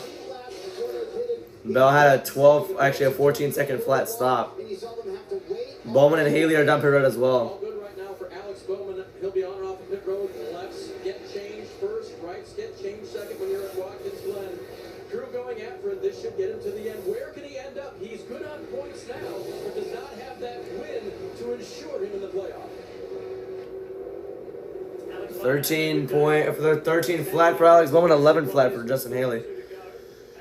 All right, now let's see the playoff cut line. Busher plus 28 above. It's pretty much just between him and Parise at this point for the cutoff. Logano in the top 5 now. Herbst in 7th. 54 continues to bleed spots. This time it's the 4 Noah Gregson. Gregson gets by Ty Gibbs. But this time, Ty Gibbs pinning this time with 31 to go. I think that's the radio to 54 it is. He's going to make the right-hand corner up the pit road. This would be a good vision of these backwards pit stops, right? So remember, you can only use 3. You cannot drive through 4 boxes, a common penalty. He does a nice job only using a couple, puts it right on the side, Marty. Yeah, frustration all the way around for this 54 team, from the driver's seat, also from the pit box as well. Pitting with 31 to go and fresh tires, and they lose the jack. Oh my gosh, yeah, just what Ty Gibbs needed, right? Oh my goodness. Yeah, he's got to be frustrated like crazy right now. Goodness. By the way, Kyle Larson got the fastest lap, by the way. 15 laps down, and he has the fastest lap. Just thought I should point that out because I was looking for the little ticker on who has the fastest lap, and Larson has it. So, yep. First he loses the grip, then he loses the handoff behind his back. So just a messy pit stop all around for the Jack man on the pit. That was about 17 seconds for Gibbs, right? I don't know, we're on lap 61 now. So ready to go.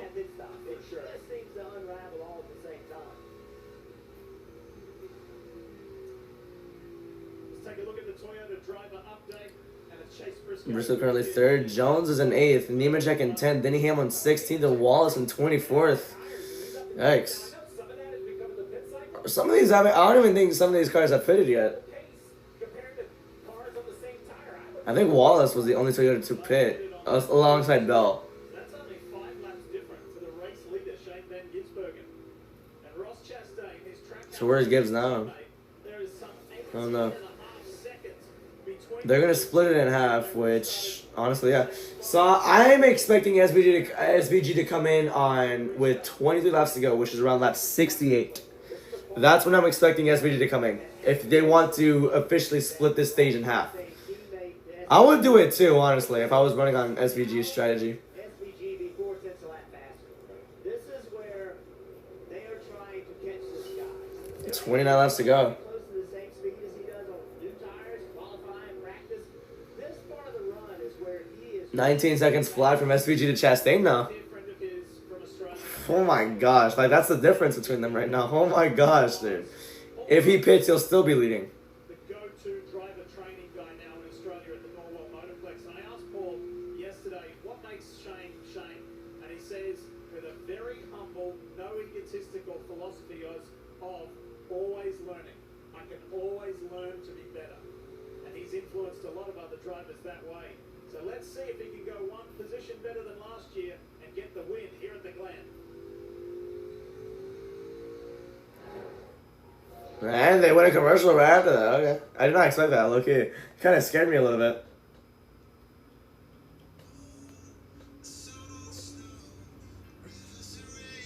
Orioles up 2-1 against the Athletics now. We're at the top of the hour now, so basically we are. So let's go over scores again. The Orioles are up 2-1 in the bottom of the 7th inning against the Athletics. Twins and Royals are heading to the bottom of the 9th inning, tie at 3. Reds are up 7-4 in the bottom of the 7th inning against the Pirates. Astros up 4-0 against the Yankees, bottom of the 7th as well. Same thing, another bottom of the 7th inning with the Braves and then Marlins. And that's about it.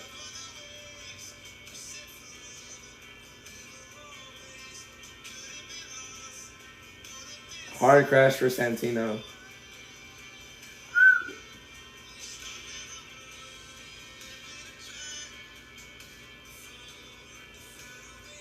$30 on Safari.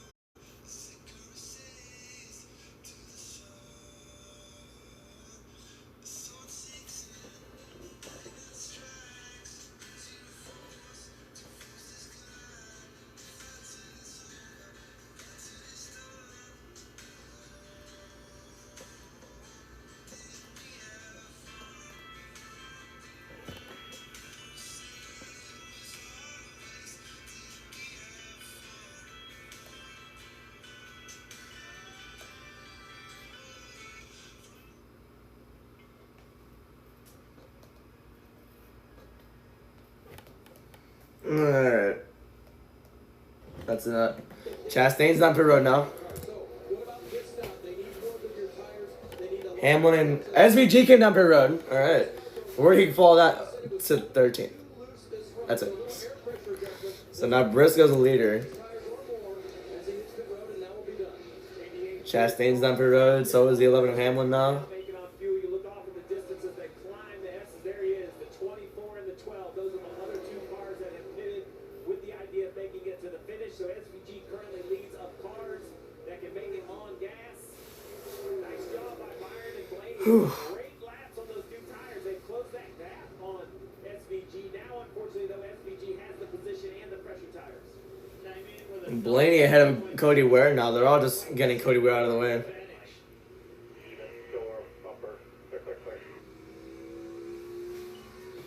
Where's Blaney at right now? Where's SVG at? SVG's in 13th. Blaney is a couple seconds behind him in 15th. He's going as hard as he can right now to try and catch up to him. Because that's basically the battle for the lead when it comes to it. As here's AJ Allmendinger down for right now. Yeah, and for AJ, they wanted to go a little bit longer to try and have some tire advantage for the last run. AJ saying the car doesn't have enough grip to make the moves. He feels like he can if he had grip. So they're trying to make an air pressure adjustment for fresh Goodyear tires and Sunoco fuel. Kyle Larson and Cody Ware down for road as well. It's Keselowski and Cindric are behind Briscoe. Not by, like, just short of a second behind him. So this is interesting here. 26 to go. You know, these guys can run longer to try to have a tire advantage. And that's really what they're thinking is, hey, let's run this tank of fuel all the way dry, come in and get tires. If we have it late yellow, we can stay out, and others may choose to come to pit road.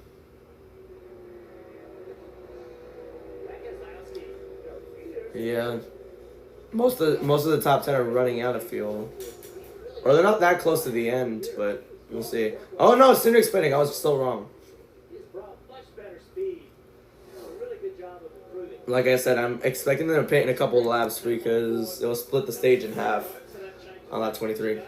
Or which 23 to go, sorry. When you grew up racing all kinds of different cars on tracks like this, rights and lefts, you always have one eye from the competition on you. The car's been pretty good for Austin today. Cindric and Stenhouse down for road now. So they'll leave it where it is as they change tires and add fuel to get to the end.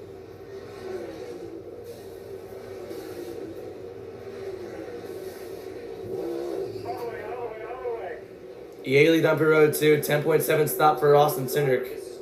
10.9 for Stenhouse. Alright, smooth stop there.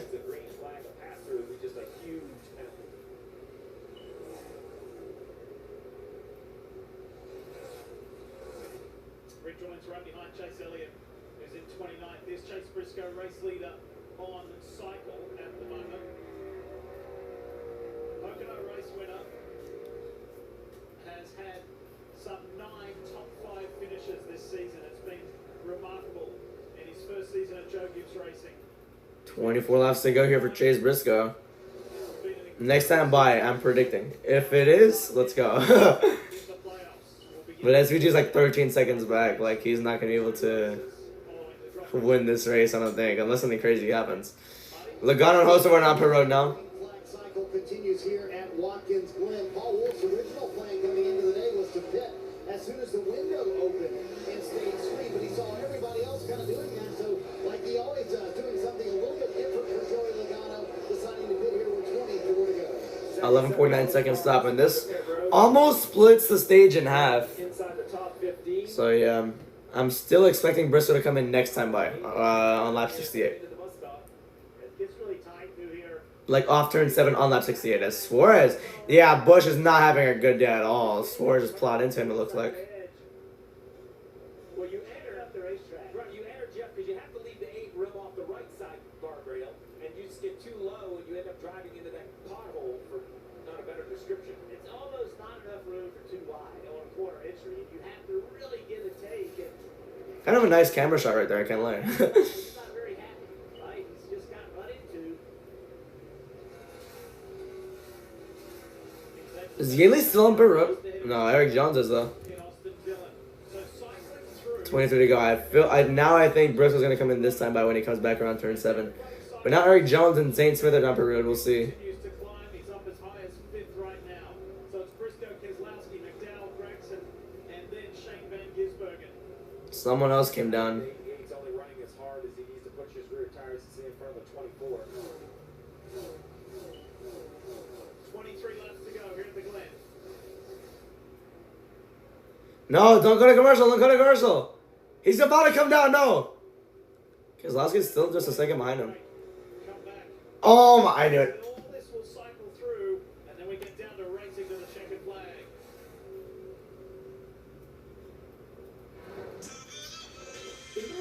He's about to pit right. If he pits right here, that's the best call I've ever had. Yeah, Braves up 6-1, bottom of the 7th inning there. Astros up 4-1, top of the 8th. That's basically about it.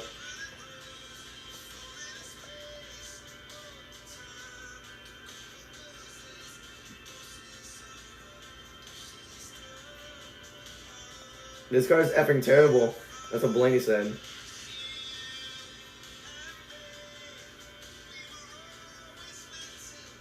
He did not pit. I'm gonna kill myself.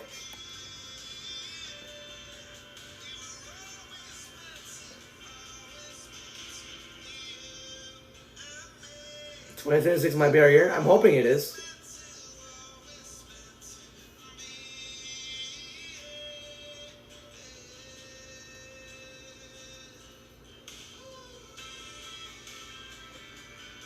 There you go. 22 laps to go. Here at Watkins. Ready to go. It's the funny lap right now. And time now for Once to Watch. Wants to watch. SVG, obviously, if that's not already the case for you. Yeah, I like Ryan Blaney. I know that SVG Although if it's not SVG, I'm gonna go with Michael McDowell. also Watch him. Blaney has enough speed with a little with puts him in On the ones to watch, if it's not SVG, front, he can take the fight. then look at McDowell. The very first roll. McDowell could be interesting to look at. He's a good road racer, and I believe this Reason. Oh yeah, now Briscoe's down for road. I'm so smart. playoffs. He basically still split it in half. I don't care if it's a lap difference or not. I messed up there, sorry. Gisbergen has also impressed. I thought he not only has had speed, but he's raced with a lot of kind of temperament and maturity. I'm so stupid sometimes too, even when I'm so smart. I think he's doing the same here today, saving his rear tire for the last 21 laps. You may not necessarily think about this man here, William. Yeah, McDowell just hit pit road. I'm cooked now. Oh, okay. If they said someone to watch other than SVG, I'd still probably say Busher. Not McDowell anymore, because I thought McDowell was already on the... I thought he already completed his pit stop. Even though it's nail biting, running out of gas. He said it's got the momentum and it's picked everything back up, the belief in this team. And he said it was the juice that we needed. So let's see how far he can go, and can he take the fight to Shane Van Gisbergen? Now, the byline you see now, Briscoe, that's the 19 off from pit road. He's joined back in about the 19th position with a little bit fresher tires than the cars up the road. I think he has the opportunity to drive his way back into the top 15. And if we do get that yellow... 21 to go. Keselowski really the only one who needs to come down at this point. Slow stop for McDowell. He joins way outside the top 30. 44 seconds behind the... Does it help him? I don't know.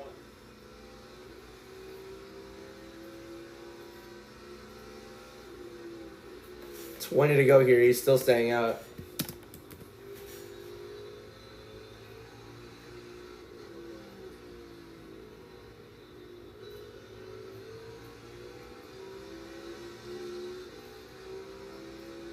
Cowboys and Eagles.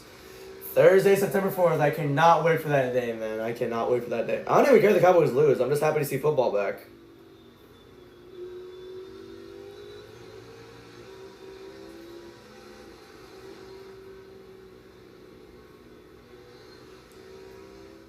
They haven't been talking for like, I was about to say they haven't been talking for like the past minute. What happened? Ow. Ow. Felt my rib, or not my rib, I don't know what it was, but I felt my, no, it was my rib. I don't know, I felt something like poke, or not poke, I don't know. Just something started hurting. Back-to-back here at the Glen.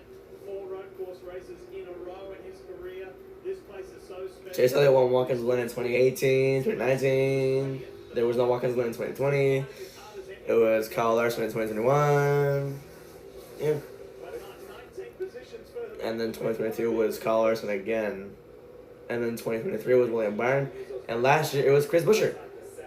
His teammate's currently leading right now, but SVG is having a hard charge at Keselowski right now. Coming down, it'll be 19 to go. He's still not pitted. Keselowski still hasn't pitted yet.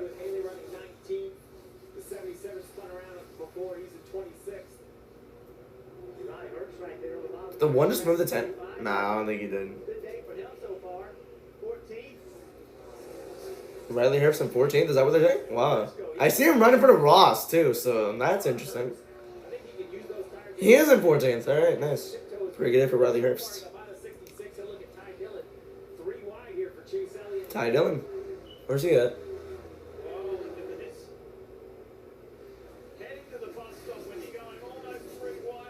Damn.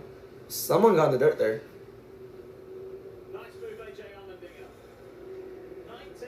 And they're going to commercial again. Okay, I think we're having a little bit too much overkill with the commercials, guys.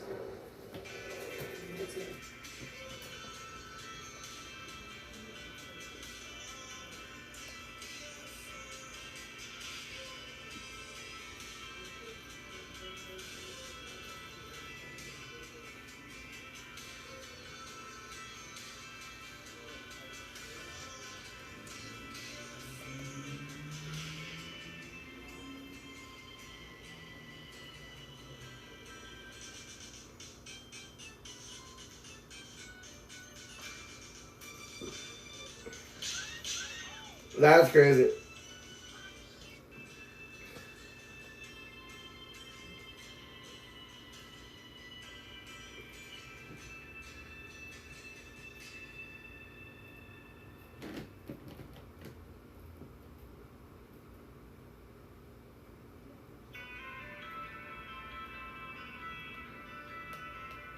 And here we go.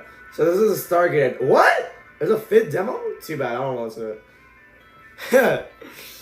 Oh, why do they need so many demos in those recording sessions? They're basically the exact same thing with a very minor mix change or a very minor change in the chorus of the song or what. I don't know. For whatever, I like noticed the differences. For some, they didn't have any, but for fun, it's barely any difference, man. This is the Stargate idea though, which the Stargate idea has a different drum pattern. So yeah. 17 to go. Keselowski still hasn't pitted yet. I feel like SVG's going to catch him himself before Keselowski even pits. Which is, I think, the strategy here. How many cars are let down? How many cars are only left? I don't even know. Everyone's still racing, I know that. Because Larson's still in dead last, and he still has the fastest lap on the track right now. This race is going to end a lot sooner than I thought. Wow.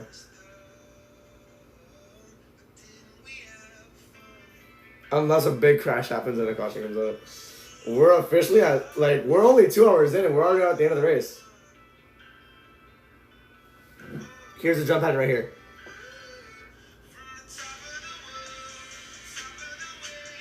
It's not the greatest. It sounds different in our game. Yeah, it sounds different at least. Keselowski's pitted. It's 16 to go. That's going to hand the lead right to SVG. 16 laps to go here.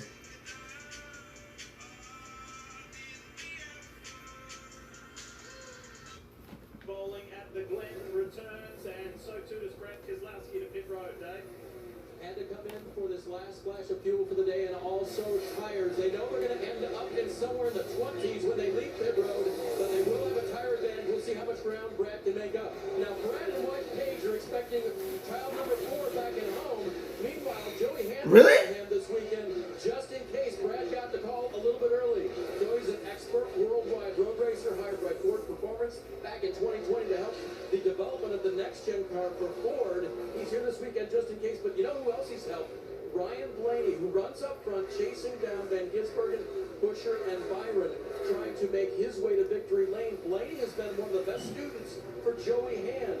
Hand says he is absorbing everything he needs and really applies it on track here. So Joey, a good resource for Ford, and this weekend for Keselowski and for Blaney. Still very much an active driver. I remember Joey Hand last year. He won a stage in Chicago. That's pretty cool to see there. We had a pass during the break.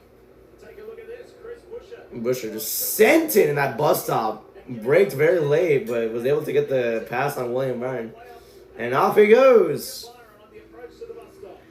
Oh, man. We're about to see it again, are we? Part 2. Are we about to see part 2 again or what? Oh, man. That's going to be cool. Are we about to see part 2 again? Oh, man. This should be fun. If he even catches him, though. I don't think he's going to catch him because of how fast SVG is. Well, it was a mistake a year ago. Oh, there's a lap car. How about that? Into that driver's side wall on the right side, getting into the bus stop. That allowed the 17. This should be a lot of fun here. If he catches him. Remember last year? I remember I was watching football during this. And then it was halftime, so I was able to watch the race. SVG, I think, messed up, and then that's when Busher caught up. Kind of pulled the wheel out of his hands and got offline. And then here the 17, a little pushing and shoving. Gets his way through. And then a last-ditch aggressive effort by the 16 just wasn't going to be had. But my point today is to stay close enough. Like, don't let SVG kind of relax. Stay a couple seconds back or try to close the gap if you can. Don't allow the 88 to save tire. Yeah, don't allow him to stay tired. Pressure him. Pressure him as hard as you can. That's the main goal right here. Anything can happen with 14 to go. But he's still running a slower lap time by 3/10 though, so that's unfortunate. Actually, Bell's running the fastest lap on the track right now. Actually, no, I was very wrong. No way, I'm right. Bell's running the fastest lap. Or he ran a faster lap than those two. That's him around. On road courses this season. He won all three. He won the last 3 road course races, all from the pole position as well. He led 54% of all the laps as well. Oh my gosh, dude. Incredible resume right there. Fastest lap time, 1:13.5.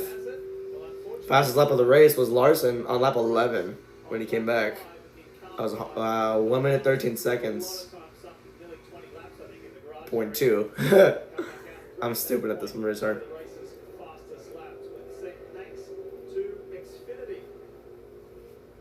So 1 point will go to Larson, even though he's like 15 laps down and all that. All right, when SVG crosses the line this time, there is just 13 to go, so let's take a walk through the field. Marty Snyder, kick us off. Let's go! I missed these segments, I can't lie, so let's go through the field.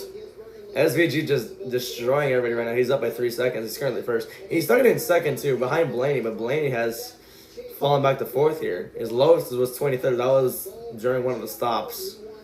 That was, I think, during the stage 2 pit cycle. That was when he was in 23rd. But other than that, it's been a really solid day for SVG. Currently 3 seconds ahead right now. As here's Chris Busher. Started 12th. He's made it up to 2nd. Has had a pretty fast car as well. Won stage 1. His highest was the lead as well. His lowest was 35th at one point, which that was during this stage actually on the restart. So that's interesting there. He's just 3 seconds, actually not 3.1 seconds back behind SVG. So let's see what he can do. I'm hoping we can get SVG versus Busher 2.0 here. But now we have William Byron, who's sitting in 3rd right now. He started in the top 10. His highest was 2nd at one point. His lowest was 30th. So far doing pretty well, in good position to get a 3rd place finish here if nothing happens.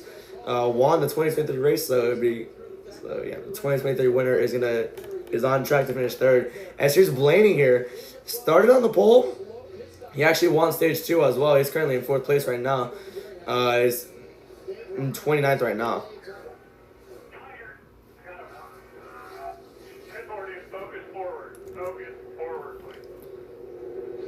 Blaney currently just angry right now. I think he had a slow stop. I don't know what it was. I forgot. Here's Bell. I haven't really mentioned him all day. He's currently 5th. Highest was in 2nd at one point. His lowest was 31st. He started around 9th. So pretty good rebounding spot. He's in the top 5 spot so far. He's only 5.8 seconds back. He's like 5 seconds ahead of Bubba Wallace, who's in 6th right now as well. But could be a great finish for Bell. He's actually kind of neat at this as well. So here's Bubba Wallace. He's currently 6th. Highest was 15th. Highest is 6th right now as well. Lowest was 33rd. But he's been growing pretty well to the road courses. So Pretty cool to see him running up in the top 10 at a road course, nonetheless. So, yeah, pretty cool there. Tyler Reddick has not even been in the top 10, I don't think, much of the day. Started 21st. He's currently 7th right now, which is his highest he's been all day. Lowest was 36th at one point of the race. That was on lap 55.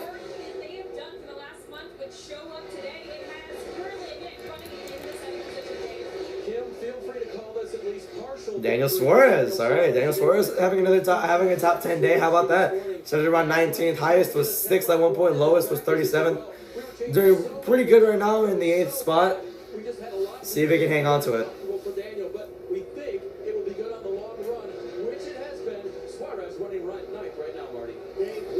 Yeah, Ryan Preece right now. He's had his car. He's been really happy with his car on the long runs. Currently in 9th place right now. Starting in 17th. He was leading the race at one point. Almost won the stage. The lowest has been 37th right now. That was on lap 55. Coming to 10 to go. He's looking to get a prime top 10 spot. Hanging in 17th on the cut line.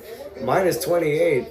Minus 28. He's behind Busher though. That's not a good thing, but he'll maintain spots. Says here's Austin Dillon. Haven't seen him in the top 10 all day. Currently 10th right now. Started in 25th. Highest has been 10th. Actually, that's right now. Lowest was 36 at one point on lap 57. Austin Dillon so far in the top 10.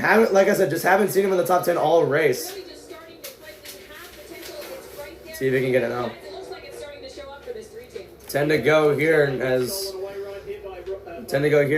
as Chase Briscoe, who was in 11, just get Nabs 10 right here. Or Nabs 10th right here. As we're going commercial? Okay, USA. Okay. 10 to go. They're going to commercial. That's a bold choice. So no scores have really happened. Oh, home run for the Reds. Spencer Steer gets a home run, a 2-run home run. They're up 9-5 right now, top of the 8th inning. That's about it though.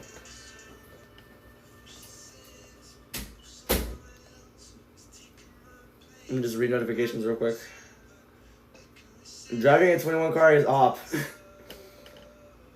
Screw Def Rebel, but they cooked with this one. I wonder what song they're talking about.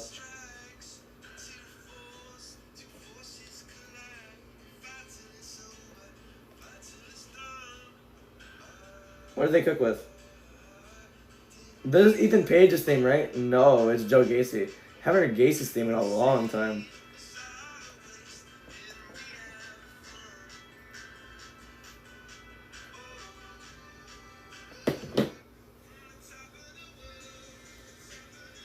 Alright, here we go. 9 laps to go. This is already passing the Xfinity race. The Xfinity race without cautions, it could have been this long. It could have been 2 hours and 4 minutes. Yeah, we're already here. And the truck race, it lasted 81 laps, and we're already done with that. That's how clean the Cup race has been, really. Pretty much a routine race, which is what we all asked for, honestly, after the chaos of yesterday. Had someone die of a heart attack at Bowman Gray, and then getting into a wreck. Really horrible situation there. And then you had Connor Zilich's fall yesterday. Just we needed a normal day in racing. We needed something that was just get out of the way, and that's exactly what this race has been. I talk too fast, that's why I stutter. Sorry. Ty Gibbs just hit the road again though. Oh, we have a crash! Nemechek again. I think everyone saved it though.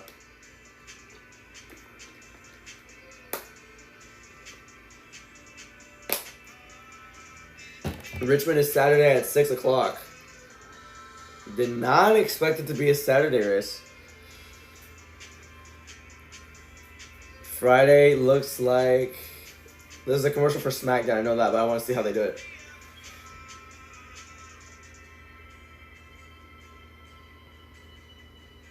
Larson's there in the race. There's nothing like Fridays. There's Roman. LA Knight's not there anymore. There's John Cena, though. Someone's pitting. I think that's Nemechek. I don't know what that incident really was, honestly. So Richmond Raceway schedule. The truck race will happen on Friday night at 6:30. I hope I can make it because I'll already be working by Friday.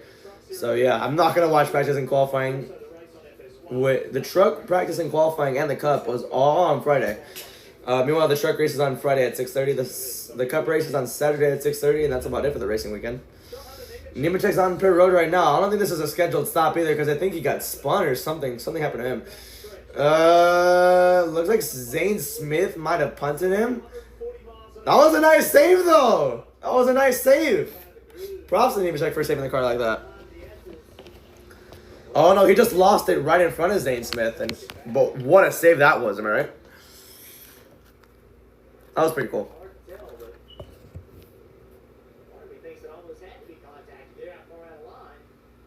Ooh, the blue flag was out. Means there's a local caution. Series SVG just currently leading right now. As we're racing to the checkered flag with 7 to go now. Let's go through the field as we do after every commercial break. He's leading by 6.2 seconds over Chris Buescher.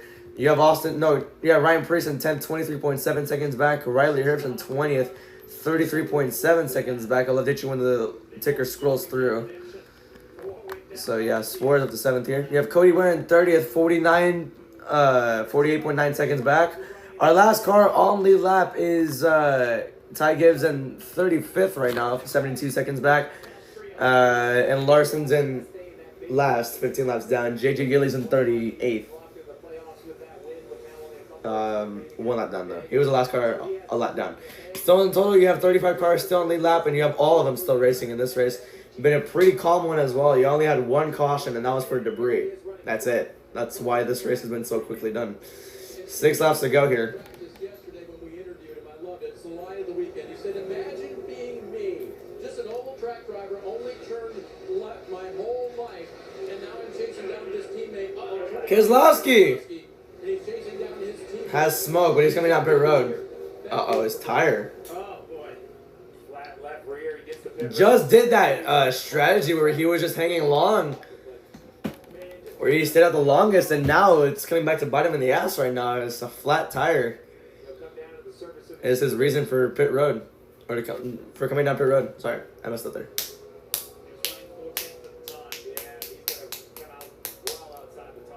Oh man, that's not good for Keselowski. Really bad race for him right here. He had an amazing race last week at Iowa. When this race is not going to be good to him as well, or at all.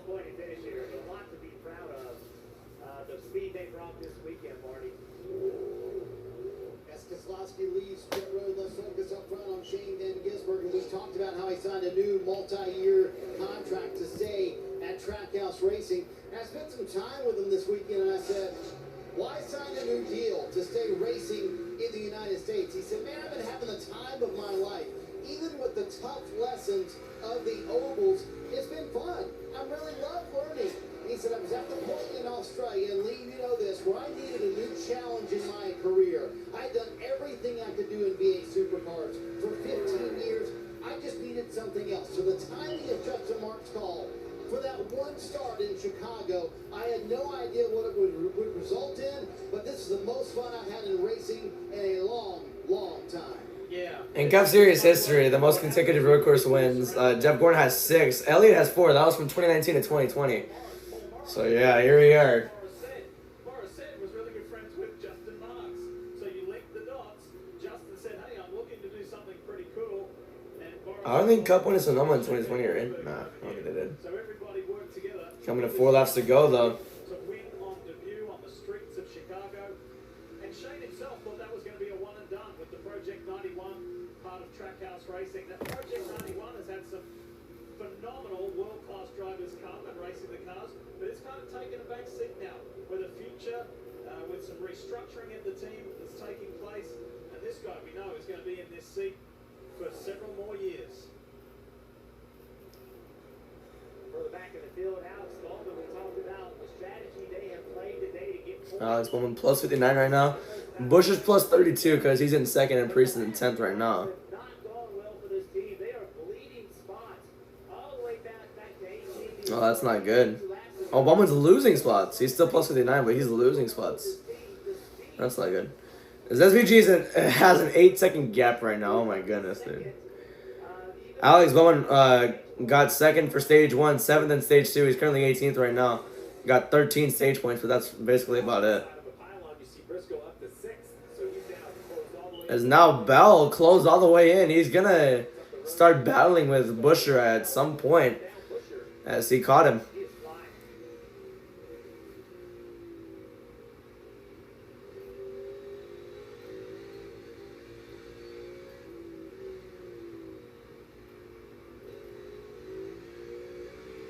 Three to go. This race is followed by only 3 cautions, 2 of which were for stage finishes. I hate stage finishes. Caution after we saw a little bit of contact with the 21. They'll try to apply some pressure to Busher. See how he can do up the S's where Busher's always been so fast. And it helps Busher so much because if you're not to his rear bumper getting to the inner loop, you can't make a pass there. Right. And again, even though Bell is faster on lap time, Busher is able to beat him up through the S's. Look right here, Bell all quarter entry, makes gain, makes even more gain through the inner loop. Damn. And exit. Oh, Busher. Bell's a run on Busher right here. Oh, he went wide. A year ago, And we got 5. he had his hands full. I think SVG's already reached 2 to go. Here's another passing zone. Busher's able to leave that corner with a lot of speed, so that takes away an opportunity for Bell. Gain zone entry. Kind of breaks even on corner exit. Again, corner entry speed is better. 2 to go here. Exit speed about the same. Bell's trying to close in right here. Close enough to make it Just look watching this battle very closely. Are they coming to 1? Downshift twice. Here he comes in a 1. Kind of closes in a little bit, but Busher got a greater exit as they head into the S's. makes a difference. Upshift Saw what Bell did right there, getting into turn 1. He just wasn't as they ride uphill through the S's here. trying to get in Busher's head, make him look in the mirror. 10-second gap now between SVG and Busher. My goodness, dude, that's insane. Capacity, hoping he'll make a mistake. He doesn't have a big correction at the start of the carousel. He's got to be way closer. I don't know if he got in the arrow wash, but he right here. Oh man, Bell messed up entering the bus stop. Bus stop. It's gonna help Busher get away more. See if he can get this timed a little bit better. Much cleaner time that time through for Busher. Top his street. SVG's entering turn 6 here. And he wants to see this white flag, Jim. And this will do it. Last thing he wants to see is the yellow before. Well, it's a different It won't happen. Alright, here we go. It's gonna be the white flag in the air. The final lap for SVG. Coming into his 4th straight road course win. Seeing a mirror full of other cars, and especially Chris Busher. He sees a 10-second gap back to Chris Busher. Very different a year on. SVG at this point now can just stay in his rhythm. He was very vocal in Mexico when they tried to slow him down. He said, man, if I slow down, I start missing my marks. Let me just do what I do, be who I am. And I would encourage him. The team has leaned into it, and he deserves all the praise he's getting because now it's come to a track where I feel the NASCAR Cup Series drivers have the biggest advantage. Okay. They have laps. It is not as technical or high speed. He does everything that I Can Bell get Can Bell get Busher for second here? As they're gonna enter the bus stop. Is Bell gonna hit him? He gets to his side. Here he comes in the bus stop. He clears Busher. Bell almost wrecked. He saves and somehow did not lose any momentum as now they're gonna exit turn number 5. Meanwhile, Shane Van Gisbergen is just gonna get the win here. Bell will steal second away from Chris Busher as here they come. Or as here comes SVG. 11.3 seconds back, or 11.3 seconds ahead of Christopher Bell. As he's going to come off turn 7. Checkered flag waves. 4th win of the season for Shane Van Gisbergen. And for second, this will be for Christopher Bell. 11.2 seconds back. Bell will get second. Busher will get third. As he's already doing a burnout, bro. William Byron gets 4th. There's going to be Briscoe 5th. I'll get to the results later on, but SVG is your winner. I think my stream just crashed. Was in the wall in the Xfinity race. Today, he's going to victory lane for the 4th time. Not it. 4 consecutive road course wins. That's tied for the second longest streak of all time here as well. Rookie. Steve, for as long as you've been in the sport, that's special.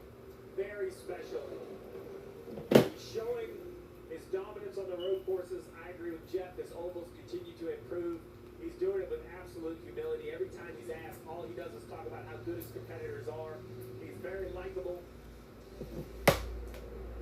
And just a world-class talent on display. It's really as simple as that. And this sort of performance should be celebrated. No rookie in Cup history has ever won 4 races. And look at that. The Brickyard 400 winner, Bubba Wallace, congratulates him. His teammate Ross Chastain was right behind. He told me this morning he felt a bit beaten up after that big impact in the Xfinity race yesterday. Well, that pain has gone because there's a huge smile under that helmet. And you know what? Really special.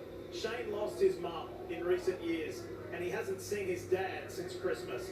He's homesick, and his dad, Robert, is here today. That makes it even more special. Absolutely. Sharing success with your family makes it that much sweeter.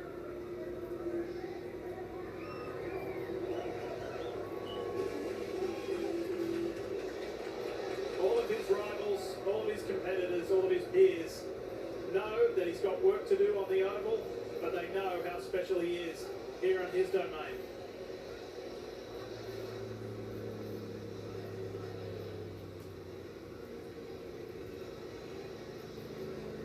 And we'll see SVG in the playoffs, of course, courtesy of these 4 wins. How far will he go is a question that intrigues him as well. But we'll just sit back and watch.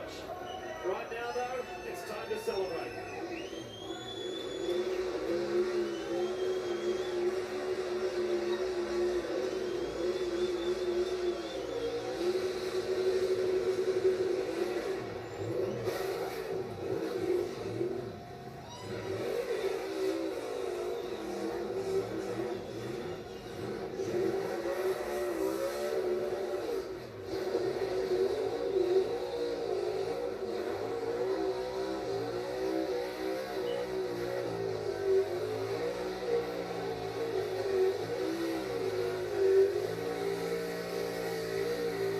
Dude, he's high-fiving his crew while burning the car down. He's tearing the hell out of that thing.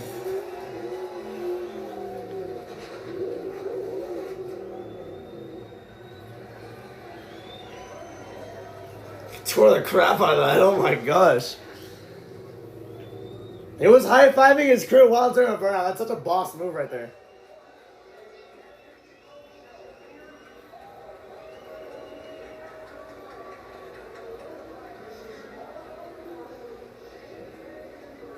It's been a long time since we've seen dominance like this in the road courses in the Cup Series, but SVG delivers again. 4th straight.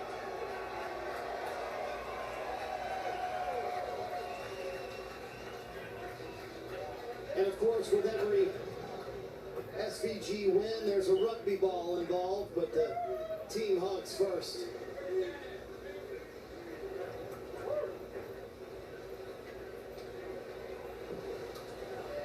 Everybody said this would be where he had the least advantage, less technical road course, but man, incredible speed from this 88 team. Ross Chastain coming in. Hey, Ross came in, huh? Maybe the most important hug of all is coming up right after Stephen Doran, his dad Robert. He's gonna kick it again. Going to autograph the rugby ball for the fans in the stands. All right, Watkins, Glen, show them where you want to put this kick. Was that good enough? Landed in the crowd at least. What a day for this race. Wonder who got it. Jess coming in as well. And Justin Marks. So does Watkins, Glen, haunt you no more? Oh man, good to get that one back. Thank you everyone for coming out. What an awesome race. The last stint was a bit, we cleared out, but the battle coming back through, I had a lot of fun. And Why is he thank you bald? to WeatherTech, Trackhouse. Car was just amazing again. And to get another win, and I definitely gave that bus stop wall another meter on that last lap. So, but yeah, awesome. You lost your mom a while back, and your dad was here today. First time you've seen him since Christmas. Is this one a little more personal? Oh, it's just amazing to have him here. It's been a very tough year for Dad, and yeah, he hasn't been able to travel, so have him here for the next 3 weeks and share this with him. It's amazing. If I would have told you as we stood in Victory Lane at Chicago that you would be standing here 4 Cup Series wins on the season, a new contract in hand. Would you believe me? No, but that's the stuff you dream about, right? I'm just a very lucky guy to get to drive for an amazing bunch of people and just execute. Man, the day just went flawlessly, and I can't believe it. Really enjoyed it, and thanks again, everyone. You have 22 playoff points in the bank now, which is insane to think you would sit right now before it gets reseeded as the number 2 seed.